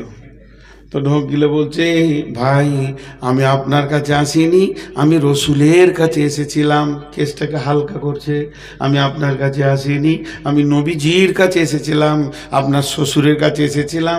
আপনার শ্বশুর বলল যে আমার জামাইয়ের কাছে যাও। চুপ। আরে বেশ আসতে বলেছে, তা কেন সেটা বলো। আমি খুব অভাবে পড়েছি। দাঁড়াও। বাড়ির ভিতরে গেল, টুকরি করে মাল নিয়ে আসলো। এইটুকু নয়, হাতে করে নয়, এমনি করে নয়, এইটুকু নয়, টুকরি করে মাল নিয়ে এসে একবার দিল, দুইবার দিল, তিনবার দিল। আর যেই তিনবার দেওয়া হয়ে গেছে, ফকিরটা বলছে, বাস বাস বাস বাস বাস। ফকিরও কেমন ছিল, যে আমার একদিনের হয়ে গেছে, ছেলে মেয়ে নিয়ে বাস। আর এখনকার ফকিররা ভিক্ষাও করে, আবার ব্যাংকে সুদে জমাও করে, দুদিকে করে না? আর আমি কথা ভুল বললাম? জি। যে যুগে প্রতি সপ্তাহে বিপিএল এ 7 কেজি চাল পায়, আর মানে এই চিকিৎসার কার্ড আছে যার, স্বাস্থ্যসাথী, তার আর ভিক্ষা করার কি দরকার আছে? কিন্তু এই বলে বাস বাস দিয়ে মালটা নেওয়া হয়ে গেল। এবার মালটাকে এরকম করে নিয়ে পুঁটলাটাকে আস্তে আস্তে এরকম করে গুটিয়ে পুঁটলাটাকে নিয়ে এরকম করে ধরে আছে। যে বলছে, ও নবীর জামাই, আপনাকে একটা প্রশ্ন করতাম। বলে, কি প্রশ্ন? এখন তো নবী বেঁচে আছে, নবীজিকে বলো গা। বলে, এটা নবীজির বিষয় নয়, বিষয়টা হলো আপনার আমার। অতএব আপনাকেই আমি প্রশ্ন করছি। আপনি আমাকে এতগুলো মাল দিলেন, এতগুলো জিনিস দিলেন, এতে আমার সচ্ছলতা এসে গেল, আর খাওয়ার চিন্তাটা থাকলো না। কিন্তু আমি এটা প্রথম চান্সে পাইনি, দ্বিতীয় চান্সে পেলাম। তো বলছি, আমি তো কাউকে ফেরত দিইনি। বলে, আপনি দেননি, আপনার হুঙ্কারে আমি পালিয়ে গেছিলাম। আমি একটু আগে এসেছিলাম, আপনি বিবিকে বকছিলেন। বলে, হ্যাঁ। বলে, তাহলে কেন বলেন? আমি তো আপনার কেউ নয়, আমি খালি দুটি সম্পর্কে, একটি সম্পর্কে সম্পর্কিত। আমি মুসলমান ভাই, আমি প্রতিবেশীও নয়, আত্মীয়ও নয়। কিন্তু যাকে আপনি বকছিলেন সেটা আপনার বিবি, এর থেকে আর নিকট আত্মীয় কেউ হতে পারে? দ্বিতীয় নম্বর হলো রসুলের বেটি, তৃতীয় নম্বর হলো একজন মুমিনা মেয়ে। কিন্তু ওইটুকু সামান্য একটা প্রদীপ জ্বালানোর কারণে কেন আপনি এত বকছিলেন, আর আমাকে কেন এত মাল দিলেন? আমি পড়ত। হযরত ওসমান বলল, ভাই রে, মরার পরে একটি জীবন আছে, যার নাম আখিরাত। এ সম্পর্কে কি তোমার কোনো স্বচ্ছ ধারণা আছে? তখন বলছে, হ্যাঁ আমার ধারণা আছে। বলছে, তুমি ক্লিয়ার করে লাও গা আখিরাতটা। আমরা জানি আখিরাতে হিসাব আল্লাহকে দিতে হবে, এটাই খালি মাথায় ঢুকে আছে, হিসাব দিতে হবে। কিন্তু সেদিন শুধু হিসাব দেওয়ার পালি নয়, হিসাব দেওয়া নেওয়া দুটোরই পালা। যেগুলো আপনারা দান করছেন, এগুলো আল্লাহ হিসাব আপনাকে দেবে, আর যেগুলো আপনি খরচা করছেন, ওইগুলোর হিসাব আল্লাহকে দিতে হবে। অতএব আমার বিবি দুটি প্রদীপ জ্বেলেছে, এটা কিয়ামতের মাঠে দাঁড়িয়ে আমাকে হিসাব দিতে হবে। আর তোমাকে আমি যেটা দিলাম, এটা আল্লাহ আমাকে ঘুরিয়ে হিসাব দেবে। অতএব কিয়ামতের মাঠে হিসাব নেওয়া আসান, দেওয়া কঠিন। এর জন্য আমাকে দান করতে ভালো লাগে, খরচা করতে ভালো লাগে না। তাহলে আল্লাহ বলছে, মসজিদ বানাবি তোরা? বলে, হ্যাঁ। আমার উপরে বিশ্বাস রেখে টাকা ফেল, আর আখিরাতের উপরে বিশ্বাস রেখে দে, আমি তোকে বুঝিয়ে দেবো সেদিন। ঝামেলা চুকে গেল। এবার কমিটিকে আল্লাহ বলছে, মসজিদ কমিটি হবি তোরা? হ্যাঁ, আমি নূর মোহাম্মদ মসজিদ কমিটি হব। আমার উপরে বিশ্বাস আছে? আছে। টাকা আমার, এইখানে যে টাকাগুলো পড়ছে, টাকাগুলোর মালিক কে? জোরে বলেন, কে? আপনারা দিচ্ছেন কাকে? কমিটিকে না আল্লাহকে? আল্লাহকে। তো আপনি আল্লাহর কাছে যেমন হিসাব বুঝে নেবেন, তা আল্লাহ এবার আমি মসজিদের সেক্রেটারি, মসজিদের ক্যাশিয়ার, টাকা কটাকে গুটিয়ে নিয়ে চলে গেলাম। আল্লাহ বলছে তুইও হুঁশিয়ার থাকিস, আমিও তিলে তিলে বুঝে নিব কত খরচা করেছিস। টাকা আমার, আমি কিয়ামতের মাঠে মসজিদের সেক্রেটারিকে দাঁড় করিয়ে বলবো ভিত থেকে শেষ পর্যন্ত তুমি জুমাতে বলেছো, কত লিখেছো, সব বাদ, আমাকে ভাউচার বুঝিয়ে দাও। যদি তুমি আখেরাতে বুঝাতে পারো তাহলে মসজিদের দায়িত্ব নাও। তারপরে বলছে ওয়া আকামাস সালাতা, টাকা দেনেওয়ালা আর টাকা জমা রাখনেওয়ালা কমিটি দুজন কি নামাজ পড়নেওয়ালা হতে হবে। বেনামাজি আছে না নাই? বেনামাজি আছে না নাই? জি। তো দুজন কি হতে হবে? নামাজি। এটা কেন? একটা উদাহরণ দিব, উদাহরণটা ধ্যান দিয়ে শোনেন। আপনাদের এই কালিয়াচকে বা এলাকায় কোনোদিন দেখেছেন দুটো বাঁশকে এমনি করে বেঁধে দেওয়ার পর সেই তার উপরে দড়ি দিয়ে ছোট ছোট বাচ্চাগুলো হাঁটাহাঁটি করে? দেখেছেন? দেখছেন। তো ওই খেলা চলছে, আর ইনি ওই খেলা দাঁড়িয়ে দাঁড়িয়ে দেখতে দেখতে ফট করে 50 টাকা দিয়ে দিয়েছে। আমি বললাম টাকা দিলেন কেন? বলছে খুব ভালো, খেলাটা খুব ভালো লাগলো। আচ্ছা ভালো তো? বলছে হ্যাঁ ভালো। আমি 3 বার জিজ্ঞেস করছি ভালো তো? আমার ভাই বলছে হ্যাঁ ভালো। তখন আমি হাতটা ধরেছি, চলেন উঠেন, ভালো তো আপনি চাপেন, ট্যাঙ্ক ভেঙে যাবে, ভালো কাজে ভাঙে। তখন পালাইছে। আচ্ছা ওখানে যতজন লোক দেখছিল তাদের জন্য এটা কি ছিল? খেলা। তাদের জন্য কি ছিল? খেলা। আর যে হাঁটছিল তার জন্য কি ছিল? কাজ। সে কাজ করছে, তার ইনকাম হচ্ছে, হচ্ছে কি আছে না? তাহলে কিছু লোক আছে, তোরা নামাজ পড়ে লেগা টাকা দিয়ে দিব, সিমেন্ট দিয়ে দিব, ছাদের রড দিয়ে দিব 20 কুইন্টাল, তা নামাজ তোরা পড়গা, ওর হাত ধরেন চল মসজিদ না যাব না। তার মানে ও ইসলামকে নামাজকে খেল তামাশা মনে করে নিয়েছে। ওর ভিতরে নামাজের মহব্বত নাই, হৃদয়ে মহব্বত নাই। মসজিদ কমিটি হবে, মসজিদ বানাবে, বসে বসে লেকচার মারবে, জানলাটা স্টিল দেওয়া যাবে না, কাঠের দিতে হবে, নাহলে ভালো লাগবে না। এদিকে লেকচার শুনে মনে হবে আল্লাহ 1 নম্বরে গোলাম, আর আজান হলেই শয়তানের সাথে সাথে সে পালাতে শুরু করবে। আল্লাহ বলছে তোর মতো বেঈমান বেনামাজি মসজিদ কমিটি হোস না। যদি জোর করে ক্ষমতা দখল নিয়ে দুর্বলদেরকে লাত মেরে যদি তুমি কমিটি হয়ে থাকো, তাহলে একটা রাস্তা আছে তোমার, 2খানা রাস্তা আছে। 1 নম্বরে রিজাইন দিয়ে তুমি বেঈমান আছো, বেঈমান থাকো গা, ইম্মা শাকিরা ওয়া ইম্মা কাফুরা। আর না হয় তুমি তওবা করে নামাজি হয়ে যাও, রিজাইন দিতে হবে না, তুমি কমিটি থেকে যাও। হয় নামাজি হয়ে যাও, আর না হয় বেঈমানদের দলে ঢুকে পড়োগা। আর যদি জবরদস্তি নামাজিও হবে না, কমিটিও ছাড়বে না, তাহলে তুমি তৈরি হয়ে যাও। খাসি খালানো দেখেছো কি? চামড়াকে চচ্চর করে নামানো। সূরা আল ইমরানে আছে, তোর মতো মাস্তানের ট্যাংটা জাহান্নামে উপর দিয়ে দিয়ে চচ্চর চচ্চর করে চামড়াকে খালিয়ে দেব। প্রতিনিয়তে তোর চামড়া খালানো যাবি। কথা বুঝাতে পারলাম? আপনারা একবার হ্যাঁ না বলেন। তাহলে মসজিদ কমিটি কে হবে? যার আল্লাহর উপরে বিশ্বাস আছে, আখেরাতে ভয় আছে, নামাজ পড়বে। 3টে। 4 নম্বর ওয়াতা যাকাত, যাকাত দেন আল্লাহ, যাদের যাকাত দেওয়ার টাকা আছে। একটা উদাহরণ দিব, চুট করে বুঝে নেবেন। আমার একটা নাতনি দিয়েছে আল্লাহ, বেটির বেটি হয়েছে, কোলে নিয়েছি, মুতে দিল, লুঙ্গিটা খুলে রাখলাম, কারণ এখনই জালসায় বেরিয়ে যাব, 4টা লুঙ্গি নিয়ে বেরিয়ে যাই সব সময়। আবার কোলে নিয়েছি আদর করে যে চলে যাব 1 মাস, আবার দিল মুতে। তাহলে কয়টা লুঙ্গি মুতলেও তো গোটা গুটি ভিজছে না, ছিটা ফিটা লাগছে, তা আবার ওই লুঙ্গি 2টা ভাঁজ করে রেখে দিলাম। এবার আমি নিয়ত করেছি এখন ভিজাবো না, কারণ এখন গাড়িতে উঠবো। ওই 2টা লুঙ্গিকে ভালো করে ডবল করে ক্যারি দিয়ে ভরে ওকে ব্যাগে ভরে নিব। যাবো তো ঝনঝনিয়ার পাশে, ওখানে গিয়ে জলসা করে সকালবেলায় ধুয়ে একটু রোদে দিয়ে দিব, আর বাকি ভালো লুঙ্গিগুলো থাক। ভালো লুঙ্গিগুলো টেবিলে রেখেছি, আর ওই দুটাকে আরেক জায়গায় রেখেছি। আমার বিবি 4টাকে ধরে একটা কেড়িতে ভরে দিয়েছে। এবার বলেন কোনটা পরে নামাজ পড়ব? মনের আর কোনো শান্তি থাকবে? বলেন 4টাকেই ডুবাইতে মন যাবে তখন সার্ভ দিয়ে, যে কি করেছে ওর হুঁশ নাই। যারা জাকাত দেয় না তাদের মাল হলো ওই রকম গোলমেলে মাল। সুদারু বেঈমান জুয়ারি মাতালদের মাল হলো পেশাব লাগা মালের মতো গোলমাল মাল। লোকটা লোহার ব্যবসা করে, হার্ডওয়ার্সের ব্যবসা করে, ফার্নিচারের ব্যবসা করে, সেই সাথে আবার জুয়া খেলে, সুদ খায়। কোন টাকাটা কোন টাকা?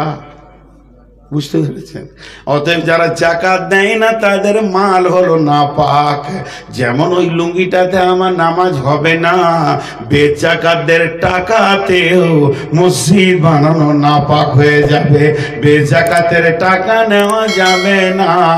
লোকটা ধনী হলে কি হবে, কিন্তু ওকে জাকাত দিতে হবে। আর 5 নম্বরে বলছে ওয়ালামি ইয়াখশা ইল্লাল্লাহ, আল্লাহ ছাড়া কাউকে ভয় করা যাবে না।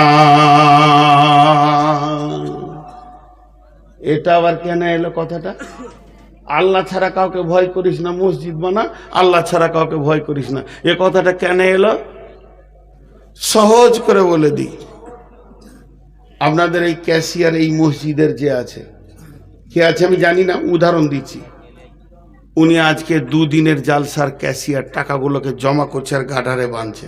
কিন্তু ঘটনা হয়েছে কি, ঠিক আপনাদের ওই মোড়টাতে ওইখানে 2 কাঠা জমি বিক্রি আজ 6 মাস থেকে গোপনে গোপনে গোপনে ও কিন্তু 5 লাখ টাকা দিয়ে দিয়েছে অটোমেটিক। দিয়ে ওই লোকটাকে বলেছে, ভাই তোকে জালসার 3 দিন আগে সবটি টাকা ব্যবস্থা করে দিয়ে দিব, আর জালসাটা যেই হয়ে যাবে বুধবার শেষ, বৃহস্পতিবার না হয় শুক্রবার দিন রেস্টি করে নেব দুইজনে। লোকটাও ভালো, বলছে ভাই তুমি টাকা 2 কাঠা জায়গার দাম পড়েছে ওর 16 লক্ষ টাকা। এই 16 লক্ষ টাকার ভিতরে ওর ছিল 5 লাখ, বিবির 2 লাখ, সে বেটিদের সোনা, বিবির সোনা, বহুর সোনা বিক্রি করে হয়েছে 3 লাখ, দিয়ে 5 লাখ আর 3 লাখ 8 লাখ, বন্ধুদের কাছে ধার নিয়েছে 2 লাখ, দিয়ে হলো 10 লাখ। আরও কোন কোম্পানি মানে ওই জায়গাটা কিনতে গিয়ে ও ঠেলাটা বুঝছে যে বাঁশটা কত সাইজের যেছে, ও বুঝছে। কিন্তু যাক ওর টাকাটা দেওয়া হয়ে গেছে গত সোমবার, কিন্তু রেস্টি করতে যেছে না কেন, যে মঙ্গলবার বুধবার জালসা, ভাই আমি বাড়ি থেকে বেরোবো না, জালসার ক্যাশিয়ার আছি, তোর হাত দুটা ধরে বলছি আমি বৃহস্পতিবারটা রেস্ট নেবো, শুক্রবার সকালবেলায় রেস্টি করে জুমা পড়বো ইনশাআল্লাহ। দুজনা ঠিক হয়ে গেল, খরিদ্দার আর মালিক টাকা ফুল মিটে গেছে। রেস্টি করতে গেছে কি বার? শুক্রবার। হঠাৎ গায়ের লোক বলছে ক্যাশিয়ার কইরা, ক্যাশিয়ারের নাম হয়তো রফিকুল, রফিক কইরা জমি রেস্টি করতে গেছে আজকে। হ্যাঁ, পশু জালসা শেষ হলো, আজকে জমি রেস্টি করবে না কেন? ও লুটালে জায়গা ও কিনবে না তো কে কিনবে? ধারণা কত খারাপ বুঝছেন, যে ওই জালসায় যা টাকা হয়েছে সালা জায়গা কিনে নিল। এরকম মাল আছে না নাই আপনাদের এলাকায়? আল্লাহ বলছে, হে রফিক, তোর কাছে যে আমার আদায়ের টাকাটা আছে তুই জানিস আর আমি জানি, আর যারা টাকা দিয়েছে আমাকে দিয়েছে, আর তোকে রাখতে দিয়েছি তো আমি আল্লাহ দিয়েছি। যদি তুই নিজের ওপরে বিশ্বাস থাকে যে আমি আমানতের খেয়ানতি করিনি, তাহলে তুই সারকে বুককে উঁচু করে হাঁটবি, চুহা বিড়ালগুলোকে ভয় করবি না। ওয়ালাম ইয়াখশা ইল্লাল্লাহ, মসজিদ বানাতে গিয়ে ভয় করবি তো আমাকে কর। যারা কুটকুট করে কথা বলে এদেরকে ভয় করবি না। বুঝাতে পারলাম? একবার বলেন বুঝাতে পারলাম? তাহলে মসজিদ বানাবে 5 গুণের গুণান্বিত লোক, কিন্তু মসজিদ বানানো নেকি না গুণা? এতগুলো লোক কথা বলে না, ওরা আগে থেকে দাঁড়িয়ে গেছে, খালি মৌলভী সাহেব বলুক যে আজকের মতো বায়ান শেষ, হাঁটতে লাগবো, অর্ধেক রাস্তায় এগিয়ে গিয়েছে। জি, এক রাখাল টুপি পরে ঘুরে বেড়াচ্ছে, বলছে কাল আমার বিয়ে। বলে কার সঙ্গে? বলছে রাজার বেটির সঙ্গে। লোক বিশ্বাস করে না, রাখালের বিয়ে রাজার বেটির সঙ্গে? বলে হ্যাঁ। অর্ধেক কাজে গিয়ে গেছে, আমি রাজি আছি, খালি রাজি হলে হয়ে গেল। অর্ধেক কাজে এগিয়ে গেছে, আমি রাজি আছি, খালি রাজার বেটি রাজি হলি হ্যাঁ।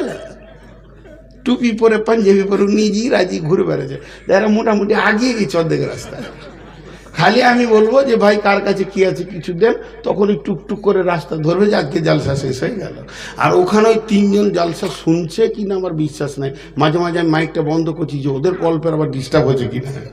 ভিআইপি মানুষ তো গল্পে লেগেই আছে। আমি জানতাম যে বেটি ছেলেরা 3টে এক জায়গায় থাকলে গল্প করে।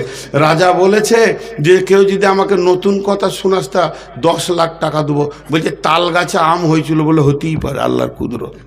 বিশ্বাস করছে না, বলছে হুজুর একজন আলু চাষ করেছে তো গম হয়ে গিয়েছে, বলছে হতেই পারে, আল্লাহর কুদরত। একজন এসে বলছে হুজুর 3টে বেটি ছেলে এক জায়গায়, 2টো বেটি ছেলে দাঁড়িয়েছিল অথচ চুপ করে বায়ান শুনছিল। বলছে আল্লাহর কসম কোনোদিন হবে না, তুই মিথ্যা বলছিস। 2টা বেটি ছেলে এক জায়গায় চুপ থাকবে? এটা হতেই পারে না, এটা পসিবলই না। তুই আজকে দেখলাম 3টে বেটা ছেলেরা গল্পে যে মেতে আছে, ওদেরকে কে বলবে যে 2টো কথা শুনো? কিন্তু আমরা তো রাখাল মানুষ, আমাদের বুদ্ধি কম, আমাদের কথা কি আর ভিআইপি মানুষে শোনে? তো শুধুমাত্র আর একটা আয়াত আপনাদের সামনে দিব, মসজিদ বানানো কাবিরা গুনাহ। মসজিদ বানানো গুনাহ। সূরা তওবা 107 নম্বর আয়াতে বলছেন, ওয়াল্লাযীনা ইত্তাখাযু মাসজিদান জিরারাও ওয়া কুফরা তাফরীকাম বাইনাল মুমিনিন ওয়া ইরসাদান লিমান হারাবাল্লাহা ওয়া রাসূলুহু মিন ক্বাবলু ওয়া লা ইয়াহলিফুন্না ইন আরাদনা ইল্লাল হুসনা ওয়াল্লাহু ইয়াশহাদু ইন্নাহুম লাকাযিবুন।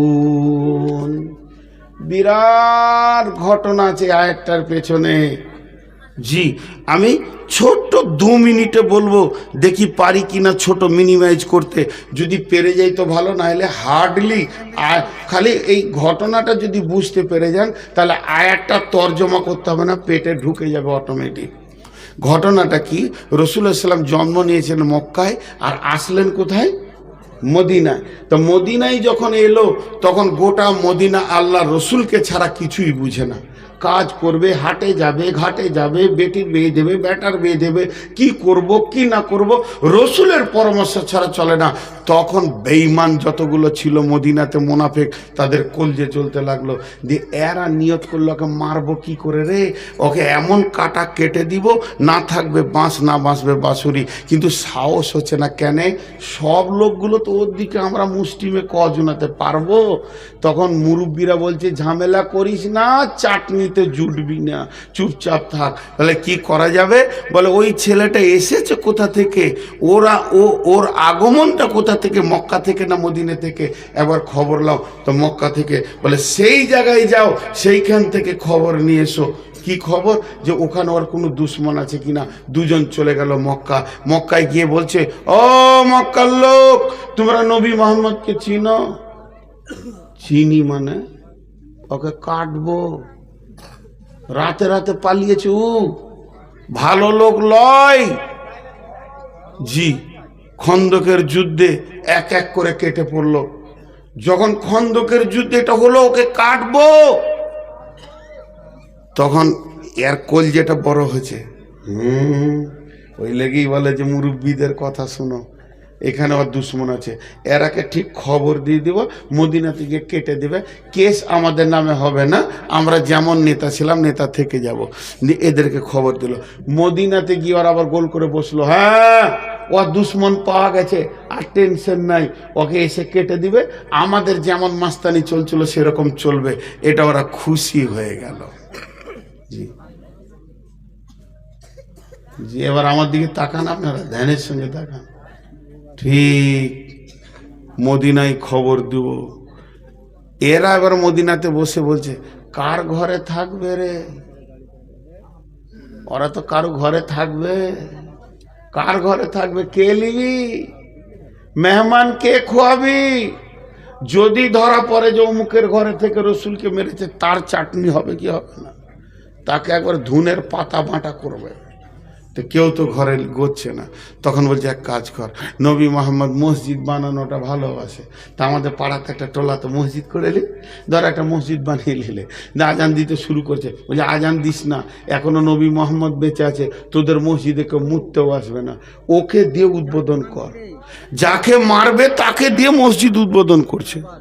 আমাদের বর্ধমানে মেয়েরা একটা কথা বলে, ওই যে পাটাতে এমনি করে মশলা বাটে, যে যে যে পাথরটা উপরে থাকে ওটাকে কি বলে? নোড়া।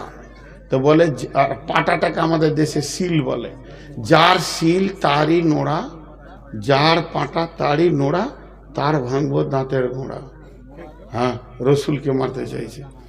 আল্লাহ রসুলকে বলছে, ইয়া রাসূলুল্লাহ, আমাদের টোলাতে একটা নতুন মসজিদ হয়েছে, তো নবীজির কলিজাটা বড় হলো, হাজি ভাই আপনারা মসজিদ বানাচ্ছেন, আল্লাহ আমাকে একা দিয়ে, একা কয়েকটা মুসলিমের সাথে লোক পেয়েছি, প্রায় 2.5 কোটি টাকার কাজ করিয়ে নিল। 2.5 কোটি টাকার, কোথা থেকে টাকা আসছে গাইবে মদত আমি জানি না, কিন্তু কাজ তো হচ্ছে।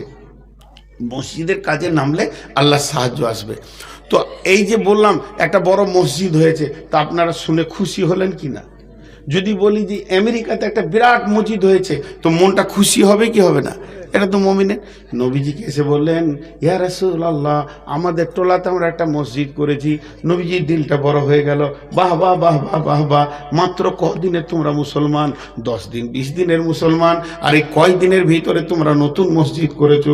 কিন্তু আসলে ওরা মুসলমান নয়, আসলে ওরা মুনাফেক ছিল, কিন্তু নবীজি বুঝতে পারেনি যেগুলো মুনাফেক, নবীজির জানের দুশ্মন। তখন বললে বাহ বাহ বাহ বাহ। তখন এরা বলছে, রাসূলুল্লাহ, আমাদের মসজিদটা আপনাকে প্রথম নামাজ পড়ে উদ্বোধন করে দিতে হবে। নবীজি বললেন, ঠিক আছে আমি যাব। এমন সময় নবীজি তৈরি হয়ে বেরিয়ে আসছেন, আর এই আয়াতটা নাজিল হয়ে গেল, ওয়াল্লাযীনা তাখাযু মাসজিদান জিরারান ওয়া কুফরা তাফরিকাম বাইনাল মুমিনি ওয়া ইরসাদাল লিমান হারাবাল্লাহা ওয়া রাসূলাহু মিন কাবলু ওয়া লা ইয়াহলিফুন্না ইন আরাদনা ইল্লাল হুসনা ওয়াল্লাহু ইয়াশহাদু ইন্নাহুম লাকাযিবুন। হে নবী শুনো, ওরা ওটা মসজিদ বানায়নি, ওরা জিদের বশীভূত হয়ে কুফরির তাড়নাতে মুনাফিকের দলেরা, তো এরা পূর্ব থেকে আল্লাহ এবং রসুলের দুশ্মন, এরা কোনোদিন আল্লাহ এবং রসুলের সঙ্গে আপোষ করতে পারেনি। এরা এই জ্বালাতে ওই মসজিদটা করেছে, ওটার তোমাকে মারার কেল্লা করেছে, আর মুসলমানদের ভিতরে ফাটল ধরানোর জন্য এটা করেছে। একটা জামাতকে 5টা জামাত বানাবে, ঝগড়া মারামারি লাগার জন্য মসজিদটা করেছে। এই মসজিদটা যদি ওদেরকে জিজ্ঞেস করো কেন করেছো, ওরা কসম করবে আর বলবে যে আমরা এটা নেকির জন্য করেছি। আমি স্বয়ং আল্লাহ বলছি, ওরা মিথ্যুক, ওরা মিথ্যুক, ওরা মিথ্যুক। লা তাকুম ফিহি আবাদা, খবরদার ওই জায়গায় তুমি হে আমার নবী পা দিও না। ওই মসজিদে পা দেওয়া গুনাহ। ঝগড়া করে নতুন মসজিদ হয় কি হয় না? একটা মায়ের পেটে 4টা ভাই। কটা মায়ের পেটে? একটা। আর একই বোঁটা চষে মানুষ হলো 4 ভাই, আর 4টা বউ যখন এলো, আব্বা একটা দরজা বানিয়েছিল ঘরে, এবার কটা দরজা হবে? 4টা। তাহলে একটা ফ্যামিলিতে যদি এত কিছু ঘটে, তাহলে একটা মসজিদে ক ফ্যামিলি লোক নামাজ পড়ছে? গ্রামে 25-30 ফ্যামিলি লোক নামাজ পড়ছে। তো ঝগড়া হতেই পারে, ঝগড়া হওয়াটা নোংরামি নয়, ঝগড়া রাখাটা নোংরামি হতেই পারে। সাহাবীদের ভিতরেও ঝগড়া হয়েছে, হয়নি? একটা সাহাবী এসে খোঁটা গেড়ে দিয়ে চলে গেল মসজিদের সামনে, আর একজন এসে হুক করে তুলে দিয়ে নামাজ পড়তে লাগলো। পেছনে এসে যে খোঁটা গেড়েছে ও আগে নামাজ পড়ছে, ও ভাবছে ভালো কাজ করেছি, তো 2 রাকাত নামাজ পড়েই এখন ফাঁকা আছি। আর একজন দেখছে আমার এখন কাজ নাই, নামাজ পড়তে যাই, 2 রাকাত মসজিদে নামাজ পড়েলি ফাঁকা আছে, ও দেখছে খোঁটাকে গার লেলে হুক করে তুলে ছুঁড়ে ফেলে দিয়ে ও নামাজ ধরেছে। কিন্তু যখন মসজিদ ঢুকছে তখন বলছে যত মাথা মোটার বাস এই মদিনাতেই, যেখানে সেখানে খোঁটা গাড়ায়। ও নামাজে শুনে নিয়েছে খোঁটা কেন, বললে ও সালাম ফিরে বলছে খোঁটাটা দেখে আসি গা, তা দেখছে খোঁটা নাই, ফুটা আছে। তখন এবার ও নামাজ ধরেছে, ই পেছনে গিয়ে সুবহানাল্লাহ সুবহানাল্লাহ করছে, সুবহানাল্লাহ, খালি তুই সালাম ফির, তোকে দেখছি খোঁটা তোলার ব্যবস্থা। জি, ই সালাম ফিরছে, তো গায়ে হাত দিয়ে কত মিষ্টি কথা, আসসালামু আলাইকুম, ওয়ালাইকুম সালাম, কিছু বলছো ভাই, ভাষাটা কত মিষ্টি। মারবে নাকি আমাকে? তো মনে হলো এরকম চিল্লে উঠলো যে আমি তো কিছু করি নাই খালা। খুব যদি রাগ লাগে, যে টাকা কটা আছে ছুড়ে দেন, কানের টানে সব। হাইরে আল্লাহ। তো এবার ওই ফুটা আছে। এখন ঘটনা হলো কি, এই প্রথম মিষ্টি দিয়ে শুরু হলো, তো বলছে এই খোঁটাটা কে তুললে? ও আমি তো খুঁজি কে গাললে। এবার তুমি থেকে তুই চলে, তুই গাললি কেন, তুই তুললি কেন, তোকে কে গাতে বল, তোকে কে তুলতে বল। দুটোই রসুলের সাহাবি। এমন চিল্লান শুরু করেছে, সব সাহাবিরা হাজির, হয়তো হাত উঠাউটি হয়ে যাবে। নবীজি এসে বলছে চুপ করো। নবীজির একটা কথাকে দুবার বলতে হতো না, চুপ করো। দুজনে চুপ হয়ে গেছে। মাসুম বাচ্চা, মনে হচ্ছে না যে ঝগড়া হয়েছিল। নবীজি মিম্বারে বসে গেলেন। মসজিদ আর মসজিদ না, এখন আদালত হয়ে গেল, বিচার। মুসলমানদের বিচার কোথা হবে? মসজিদে। বিয়ে পড়ানো হবে কোথা? মসজিদে। আর এখন বিয়ে হয়েছে প্যান্ডেলে। তো যাই হোক, এবার নবীজি বলছে এই খোঁটা গাড়নেওয়ালা, এ খোঁটা তুলনেওয়ালা, তোমরা বসে যাও। খোঁটা তুলনেওয়ালা, কেন তুমি বলেছো তুললে বলো। ইন্নামাল আমাল ও বিনিয়ত, তুমি তোমার নিয়তটা আমাকে শোনাও। খোঁটা তুলনেওয়ালা বলছে ইয়া রাসূলুল্লাহ, মসজিদের পাশে খোঁটা থাকবে, টক্কর লেগে যাবে, পড়ে যাবে, মসজিদটা দেখে নোংরা লাগছে। আপনি বলেছেন আল্লাহর ঘরকে পরিষ্কার করে রাখা, তাই আমি ওটাকে পরিষ্কার পরিচ্ছন্ন করে দিলাম। ও দয়ার নবী গো, আর ওখানে টক্কর লেগে যাবে, বিপদ হয়ে যাবে, এই রকম মনে করে আল্লাহকে খুশি করার জন্য খোঁটা তুলে দিয়েছি। এবার বলেন ঠিক করেছে না ভুল করেছে? ঠিক করেছে। এবার বলে তুমি বসো। এ খোঁটা গাড়নেওয়ালা, তোমার কি বেকার নিয়েছিল যে মসজিদের মেন গেটের পাশাপাশি খোঁটা ঘেরে দিলে কেন? ওইটা মসজিদে, এইখানে খোঁটা ঘেরে দিয়েছে এই পিলারটার কাছে, তুমি কেন খোঁটা গাড়তে গেলে বলো? তখনই বলছেন ইয়া রাসূলুল্লাহ, আমার নিয়তটা শোনেন। এইটা হলো মসজিদে নববী, এইদিকে হলো আপনার কিনা মক্কা দক্ষিণে, এইদিকে হলো শাম আর সিরিয়া উত্তরে। মক্কার লোকেরা শাম যায়, শাম থেকে ব্যবসা করে বাড়ি ফিরে। শামের লোকেরা মক্কায় যায়, মক্কা থেকে ব্যবসা করে বাড়ি ফিরে। এটাই হচ্ছে মদিনার মসজিদের সামনে হাই রোড। তারা ঘোড়া গাধা উঁট বোঝাই করে মাল নিয়ে যাওয়া আসা করে। যখন নামাজের টাইম হয়ে যায়, ফাঁকা ময়দানে ছেড়ে দিয়ে নামাজ পড়ে, তাদের নামাজে কোনো শান্তি পায় না। আমি খোঁটাটা গেড়ে দিলাম, তারা উঁটগুলোকে বাণিজ্য দলেরা এই খোঁটাতে বেঁধে দিয়ে নামাজ পড়বে। বলেন ঠিক করেছে না ভুল করেছে? দুজনেরই নিয়ত ভালো। আল্লাহ নবী এবার ফয়সালা দিচ্ছেন, ও খোঁটা গাড়নেওয়ালা, খোঁটা তুলনেওয়ালা, তোমাদের দুজনের নিয়তের কারণে তোমরা দুজনেই জান্নাতি। তো মসজিদে এটা হয়েই থাকে, তার জন্য এটা দ্বিতীয় মসজিদ বানানো যাবে না। অতএব মা বোন, আপনাদেরকে বলছি, বিশেষ করে মেয়েদেরকে বলছি একটা কথা। ও আমার মা, ওরে আমার বোন, পুরুষরা শুনবেন আর মেয়েরা আমল করবেন। মা আমার, বোন আমার, বিশ্বনবী জামানা একটা মেয়ে প্রতিদিন মসজিদে এসে ফাঁকা টাইমে মসজিদটাকে ঝেড়ে দিত, ঝুলগুলোকে ঝেড়ে দিত, সাফ করে দিত, মুসল্লাগুলোকে ঠিক করে বিছিয়ে দিত, জায়নামাজগুলোকে ঝেঁটিয়ে পরিষ্কার করে বাইরে বের করে দিত। ওই মেয়েটার কাজ ছিল মসজিদকে সাফ করা। একদিন বিশ্বনবী মসজিদে এসে বলছে মেয়েটা কই? সাহাবীরা বললেন মেয়েটি মারা গেছে। ইয়া রাসূলুল্লাহ, আপনাকে খবর দেওয়া হয়নি, দাফন হয়ে গেছে। আল্লাহর নবী, আখরি নবী, নবীদের নবী, শেষ নবী, নবী মুহাম্মদ কি ভাষা বললেন? ও আমার সাহাবীরা, মেয়েটার কবর কোথা হয়েছে বলো, আমাকে তার কবরের কাছে নিয়ে চলো, আমি তার জন্যে আল্লাহর কাছে মাগফিরাতের দোয়া চাইব। মসজিদ ঝাড়ু দেওয়া কত বড় নেকি। একটা গেল। মসজিদে দীর্ঘদিন আঁধারে নামাজ হচ্ছে, আলো নাই, আলো নাই, আলো নাই, আলো নাই, এত অভাব চলছে, আলো জ্বালাবার পয়সা নাই। একদিন রাতে নবীজি নামাজ পড়তে গিয়ে দেখছেন deep deep deep deep deep deep করে একটা প্রদীপ জ্বলছে। মাটির বাতিতে কে চর্বি দিয়ে দিয়েছে, পুরাতন কাপড়ের পলতে বানিয়ে দিয়েছে, আলোটা জ্বালিয়ে দিয়েছে। আল্লাহ নবী নামাজ পড়ি বললেন, আলোটা কে জ্বাললে গো? এটা বেটা ছেলেদেরকে বলছি, মেয়েরা শুনবে। যে জেলেছু মাথাটার নামও করছে, এরে না শুধিয়ে জেলে দিলাম, কিছু ভুল হলো নাকি রে? নবীজি বলেন কে গো, মাথাটা তুলো। যুবকটি উঠে দাঁড়ালো। যুবকটার নাম কি? ওই যুবকটার নাম হযরতে বুরাইদা রাদিয়াল্লাহু তাআলা আনহু। আল্লাহ নবী কি বলছেন দেখেন,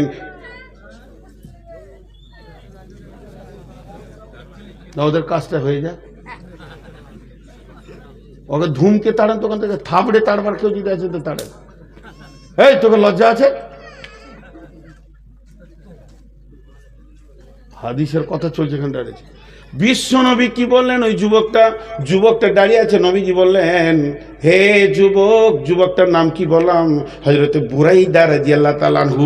নবী বলেন, বুরাইদা রে, আমার 4টা মেয়ের বিয়ে হয়ে গেছে, যদি একটা বাকি থাকতো কিংবা 5 নম্বরে যদি কোনো মেয়ে থাকতো, আমি এক্ষুনি তোমার সঙ্গে বিয়ে পড়িয়ে দিয়ে আমি তোমাকে জামাই করে নিতাম।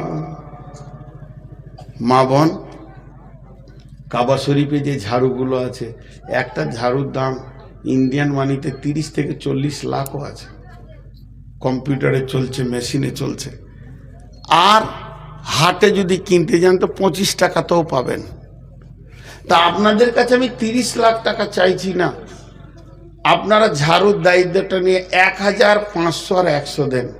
আর বেটা ছেলেদেরকে বলছি, একটা ইনভার্টারের এখন 19,000, 20,000 দাম, 30,000 দাম। আলো তো আমরাই জ্বেলেছি মসজিদে নববীতে প্রথম। এই থাকবো ওখানে, না ক্যামেরা ভেঙে দেবো, যাও বসো। কালেকশনের সময় একজনা ডিস্টার্ব করবে না। এতক্ষণ তুমি রেকর্ড নিবে, আর যখন মসজিদের কালেকশন হবে তখন তোমরা ভিড় জমাবে, একজনা ক্যামেরাম্যান উঠবে না। তো কি বললেন? দাঁড়ান, বসেন 1 মিনিট। আমরা আলোটা দিই ইনভার্টার 20,000 সর্বোচ্চ ধরছি, সর্বনিম্ন 1,000। এই আবদারটা আপনাদের সামনে রাখলাম, কিন্তু তার আগে একটা আবদার রাখছি, হাতগুলো ধরে 7 মিনিট কেউ উঠবেন না। সকলে বলেন ইনশাআল্লাহ। এই 7 মিনিটে আপনি বাড়ি যেতেও পারবেন না, আর বিশ্ব জয় হয়ে যাবে না। যিনি উঠছেন ওনার পা দুটো ধরছে, আপনি বসে যান, নাহলে পুরো জালসাটাকে আপনি মেরে দিয়ে চলে যাচ্ছেন। একটা টিউবে একটা লিক যথেষ্ট। হাতে পায়ে ধরছি, উঠবেন না। যিনি টাকা দেবেন উনি উঠবেন, এখানে আসবেন। আপনারা মেয়েদের কাছে চাদর পাঠান। মা বোন, 100 টাকা একটা ঝাড়ু, নিম্ন মানে, ঊর্ধ্ব মানে অনেক বললাম, তাও 1000। আপনাদের কাছে 3টে দাবি রেখেছি, 1150, 1500, 150, 1500 দিতে থাকেন। মেয়েদের কাছে লোক পাঠান। আর আপনাদেরকে বলছি, কোন আল্লাহর গোলাম আছেন 2000, 1000 দেনেওয়ালা, যিনি দেবেন তিনি উঠে আসেন। এই কই, তোমরা ক্যামেরা একটু খুলে বইগুলোকে রেডি করো গা, 2জন খুলে নাও, যে বইগুলো রেডি করো, বাকি কেউ উঠবে না। তো আমি যে কথাটা বলছি খেয়াল করেন, দেন, আমাকে দেন। 1000 টাকা দেনেওয়ালা কেউ আছেন? সর্বনিম্নে বললাম 1000 টাকা। আর আমি দোয়া দিব, তারপরে একসঙ্গে যাব। আমি 7 মিনিট চেয়েছি, তার মধ্যে 1 মিনিট হয়েছে। আমি প্রতি মিনিট আপনার কত আছে? 5000 আছে নাকি? মাশাআল্লাহ। আর কেউ আছে না? ওইটা কে দিয়েছিল তখন? চলে যান না ভাই, আমার খালি হাতগুলো ধরে বলছি, চলে যান। আবুল কালাম 20,000, মাশাআল্লাহ। হাসমত 60,000, মাশাআল্লাহ। একসঙ্গে দোয়া করব। আর দেখেন, 5 মিনিটে কিছু যায় আসে না ভাই আমার, কারণ আপনি যদি বসে থাকেন তো আপনার এই বসে থাকার কারণে হতে পারে আর দুটো আল্লাহর গোলাম কিছু দেবে। আর আমি একটা কথা প্রথমে বলেছি, 20টা টাকা একটা বইয়ের দাম মাত্র। ওই সামনে এগিয়ে যাবেন, ওখানে আমার গাড়ি আছে, গাড়ির সামনেতেই ওখানে এরা 2জন। জামিরুল কোথায় আছো? তুমি যাও, দিয়ে ওই বইগুলোকে নিয়ে এসো, দিয়ে দাও, যে নেবে। আর খুচরো নিয়ে যাবেন ভাই, খুচরো। এবং এখানে আছে, মাশাআল্লাহ। তো তুমি নিয়ে যাও বইগুলো। দোয়া ওখান থেকেই হবে, পেছনেই তুমি দাঁড়িয়ে যাবে, 2 দিক থেকে দেবে। তো আল্লাহর হস্তে বলছি যে আপনারা দেখেন, আর মাত্র 5 মিনিট আছে, মাত্র 5 মিনিট।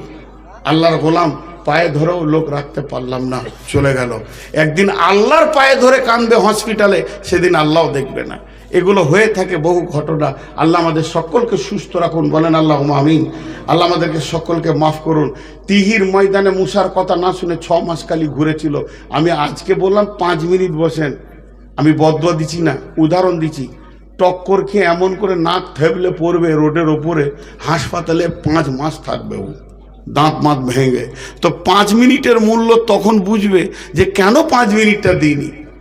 তো আমি এটা বদ্ধ দিচ্ছি না, উদাহরণ দিচ্ছি, ঘটনাগুলো ঘটেই থাকে। বিধায় আল্লাহর গোলাম কেউ আছেন? আচ্ছা, এখানে 2-3টে চাদর দেন না ভাই। আপনাদের তো কালেকশন নেওয়ার মতো মানসিকতাটা কম দেখছি আর কি, এটা কাউকে দোষ দিবেন না। তবে একটা কথা বলছি, পেছন ধারে একটা চাদর দিয়ে দেন। পেছন ধারে মাঝে ঢুকবেন না, কারণ সময় কম। আমি দোয়া করে দিব, লোক ওই দিকে যাবে, লোক এই দিকে যাবে এবং লোক এই দিকে যাবে। 3 দিকে 3টে চাদর দিয়ে দেন। আমার কথা বাংলা ভাষায় পরিষ্কার করে শুনেন। 3 দিকে 3টে চাদর দেন, ওই দিকে একটা, এই দিকে একটা, এই দিকে একটা। এবং মেয়েদের যেখানে যেখানে, আপনারা ভিতরে যেন না, শুনেন, এই গেটে দাঁড়ান, দোয়া পরে শেষ করে দেব। আপনাদেরকে একটা কথা বলছি, আমি আমাকে সাক্ষী রাখছি না, কমিটিকে সাক্ষী রাখছি না, ইনাকেও সাক্ষী রাখছি না, আল্লাহকে সাক্ষী রেখে বলছি, প্রত্যেকে নিজের দায়িত্ব মনে করে ওই চাদরকে খুঁজে নিজের টাকাটা দিয়ে তারপরে বাড়ি যাবেন। কে কে ইনশাআল্লাহ হাত তুলেন তো একবার, হাত তুলেন, কে কে দিবেন ইনশাআল্লাহ? আচ্ছা ভাই, যারা হাত তুললেন না ওরা কি একটা টাকাও দিতে পারবেন না? আরে ভাই, একটা, এরা আমার বাংলা কথা শুনছে না, না শোনার রিয়াকশনগুলো লাগবে। আমি বললাম এখানে একটা চাদর থাকবে, ওই গেটের কাছে একটা চাদর থাকবে, ওখানে দাঁড়িয়েছে, ইনাদেরকে বলছি এইখানে দাঁড়াতে, লোক উঠে যাবে, দিয়ে যাবে, আমি সেই মোমেন্ট তৈরি করছি। ভাই আর একবার বলছি আল্লাহর হস্তে, নিজের টাকা নিজের দায়িত্ব মনে করে চাদরে দিয়ে যাব, বলেন ইনশাআল্লাহ। কে কে দেবেন হাত তুলেন। আলহামদুলিল্লাহ, হাত নামান। এই কথা বুঝিস, কথা বুঝিস, এইখানে দাঁড়াতে বলছি, লোক যাবে, দিয়ে যাবে, সেই মোমেন্ট আমি তৈরি করছি। এই তোমরা এখানে দাঁড়াও, তোমরা এখানে দাঁড়াও, ওই যে মহিলাদের ওখানে দাঁড়াও। আচ্ছা, ওই দিকে চাদর দাঁড়িয়েছে, আমি দোয়া দিচ্ছি, আপনারা আমিন বলেন। টাইম আর মাত্র 2 মিনিট আছে, 2 মিনিট বসেন, 2 মিনিট। ভাই যারা দাঁড়িয়ে গেছেন 2 মিনিট টাইম দেন। হাতগুলো ধরছি আল্লাহকে রাজি করার উদ্দেশ্যে, আমাকে রাজি করার জন্য নয়। আমি 2টা কথা বলছি, শুনেন। আর মা বোনেরা, আপনারাও চাদরে টাকা না দিয়ে যাবেন না। মেয়েদের কাছে চাদর আছে তো, 1টা টাকা হলেও দেবেন, 1টা টাকা হলেও দেবেন। শেষ কথা, এর থেকে নিচে আর যাওয়া যায় না। আপনার কাছে টাকা নাই, মাপ যান, খালি চাদরে হাতটা রেখে বলবেন আল্লাহ বরকত দাও, এটুকু দিতে পারবেন না? বলেন ইনশাআল্লাহ। সকলে আমি দোয়া দিচ্ছি, বুঝে বুঝে আমিন বলবেন আর জোরে আমিন বলবেন। এই আল্লাহ, এই মসজিদের প্রথম থেকে শুরু পর্যন্ত আজ পর্যন্ত যত কালেকশন হচ্ছে, সব কালেকশন তুমি কবুল করে নাও। যতজন টাকা দিয়েছেন এরপরে দেবেন, সব তুমি কবুল করে নাও। জোরে আমিন বলেন। এই ধাটা আমিন বলছে না। এই আল্লাহ, আজকে শুধু এখানে নয়, সারা পৃথিবীতে ইসলামকে বাঁচানোর জন্য যত জায়গায় কালেকশন হচ্ছে, আল্লাহ তুমি সব কবুল করে নাও। এই আল্লাহ, আমাদের মা বাপ ভাই বোন আত্মীয় স্বজন যে যার নামে দান করেছে, তার বুকের ভিতরে লুকানো আছে, সকলের নিয়তকে তুমি পুরা করে দাও। অসুস্থ থাকলে সুস্থতা দান করো। ঋণদার ব্যক্তি থাকলে আল্লাহ তার ঋণকে তুমি পরিশোধ করে দাও। এই আল্লাহ, আমাদের সকলকে তুমি কবুল করে নাও। সকলে জোরে বলেন সুবহানাকা আল্লাহুম্মা ওয়া বিহামদিকা আশহাদু আল্লা ইলাহা ইল্লা আনতা আস্তাগফিরুকা ওয়া আতুবু ইলাইকা। জোরে আসসালামু আলাইকুম। উত্তর দিলেন না? আসসালামু আলাইকুম।